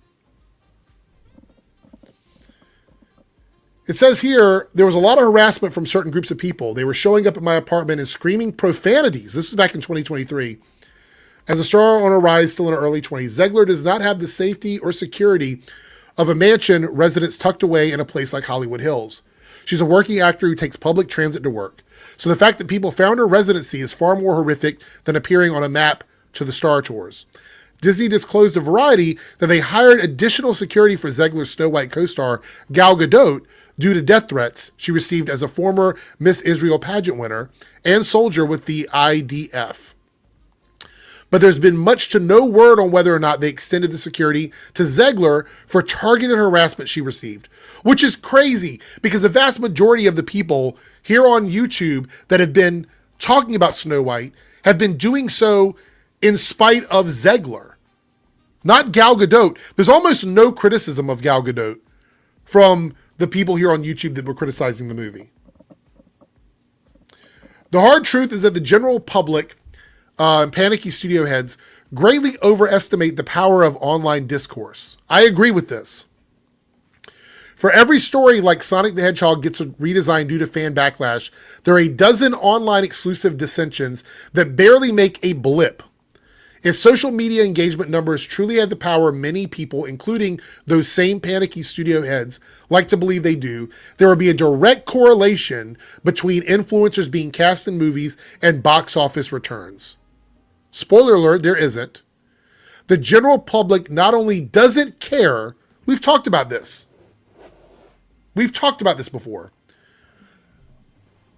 The general public not only doesn't care about whatever nonsense is being spread online about Rachel Zegler, they have no idea why it's even happening. I've talked about this like time after time after time. That a lot of this stuff is chronically online stuff. It's people getting on the internet and being mad about stuff every single day, day after day after day. It's chronically online stuff that most of the general public doesn't even care about. It's the same reason people were discovering every day that J.K. Rowling is one of the society's most vocal anti-trans celebrities, because unless you're actively online, these conversations are very easy to miss. True. Why do we think that all these Harry Potter things that are successful in defiance of J.K. Rowling's personal views? That's why I've said that I think the Harry Potter TV series is probably going to do well. It's probably going to do well because most people don't know, the general public, most of them don't know the kind of stuff that J.K. Rowling does on the internet. That's just the reality of it. In actuality, Snow White wasn't a smash hit because the trailer looked nightmarish, the reviews weren't all that great, most kids were more hyped for Moana 2 than a Disney princess story that's nearly 90 years old. The bloated budget set the film up for failure by requiring a massive performance to break even. The industry has foolishly trained families to wait a few months for a film to hit Disney+. I feel like I wrote this. This is almost freaky to me. The industry has foolishly trained families to wait a few months for a film to hit Disney Plus instead of spending nearly $100 for a family of 4 to head out to the theater. Holy shit. We talk about this every week, you guys. I feel like I've said this so many times. Placing the blame on Zegler is nothing more than skirting accountability and allowing a billion-dollar corporation to cosplay as Principal Skinner on The Simpsons when he said, "Am I so out of touch? No, it's the children who were wrong." Very well said. Good analogy. It says, in the days before and after the opening weekend of Snow White, Variety published multiple articles about the controversy surrounding Rachel Zegler, with the most egregious published on March 25th. That's the one that I read. And it's so crazy to me that they were willing to let the movie fail by putting out bad press so insanely close to when the movie came out. So insanely close. They didn't even wait to see how well the movie was going to do before they started putting out hit piece articles. They weren't even going to give it a shot. The article in the feedback loop from those who agreed with the assessment that followed was a blatant stab to paint Zegler's social media statements supporting Palestine and being anti-Trump as the huntsman's blade in the heart of the film's possible success. Not unlike the way director Nia DaCosta was positioned as the sole responsible party to the poor box office performance of the Marvels. I agree.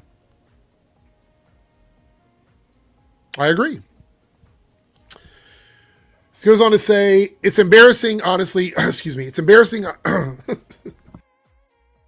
sorry.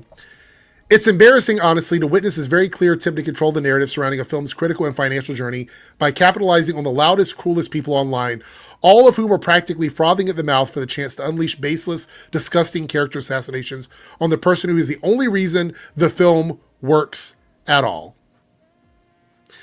Down at the bottom it says, I'm begging some of you to get actual problems. I'm eagerly waiting on a wish that Zegler gets to work with people who value her worth. 100%. 100%. I agree with all of that.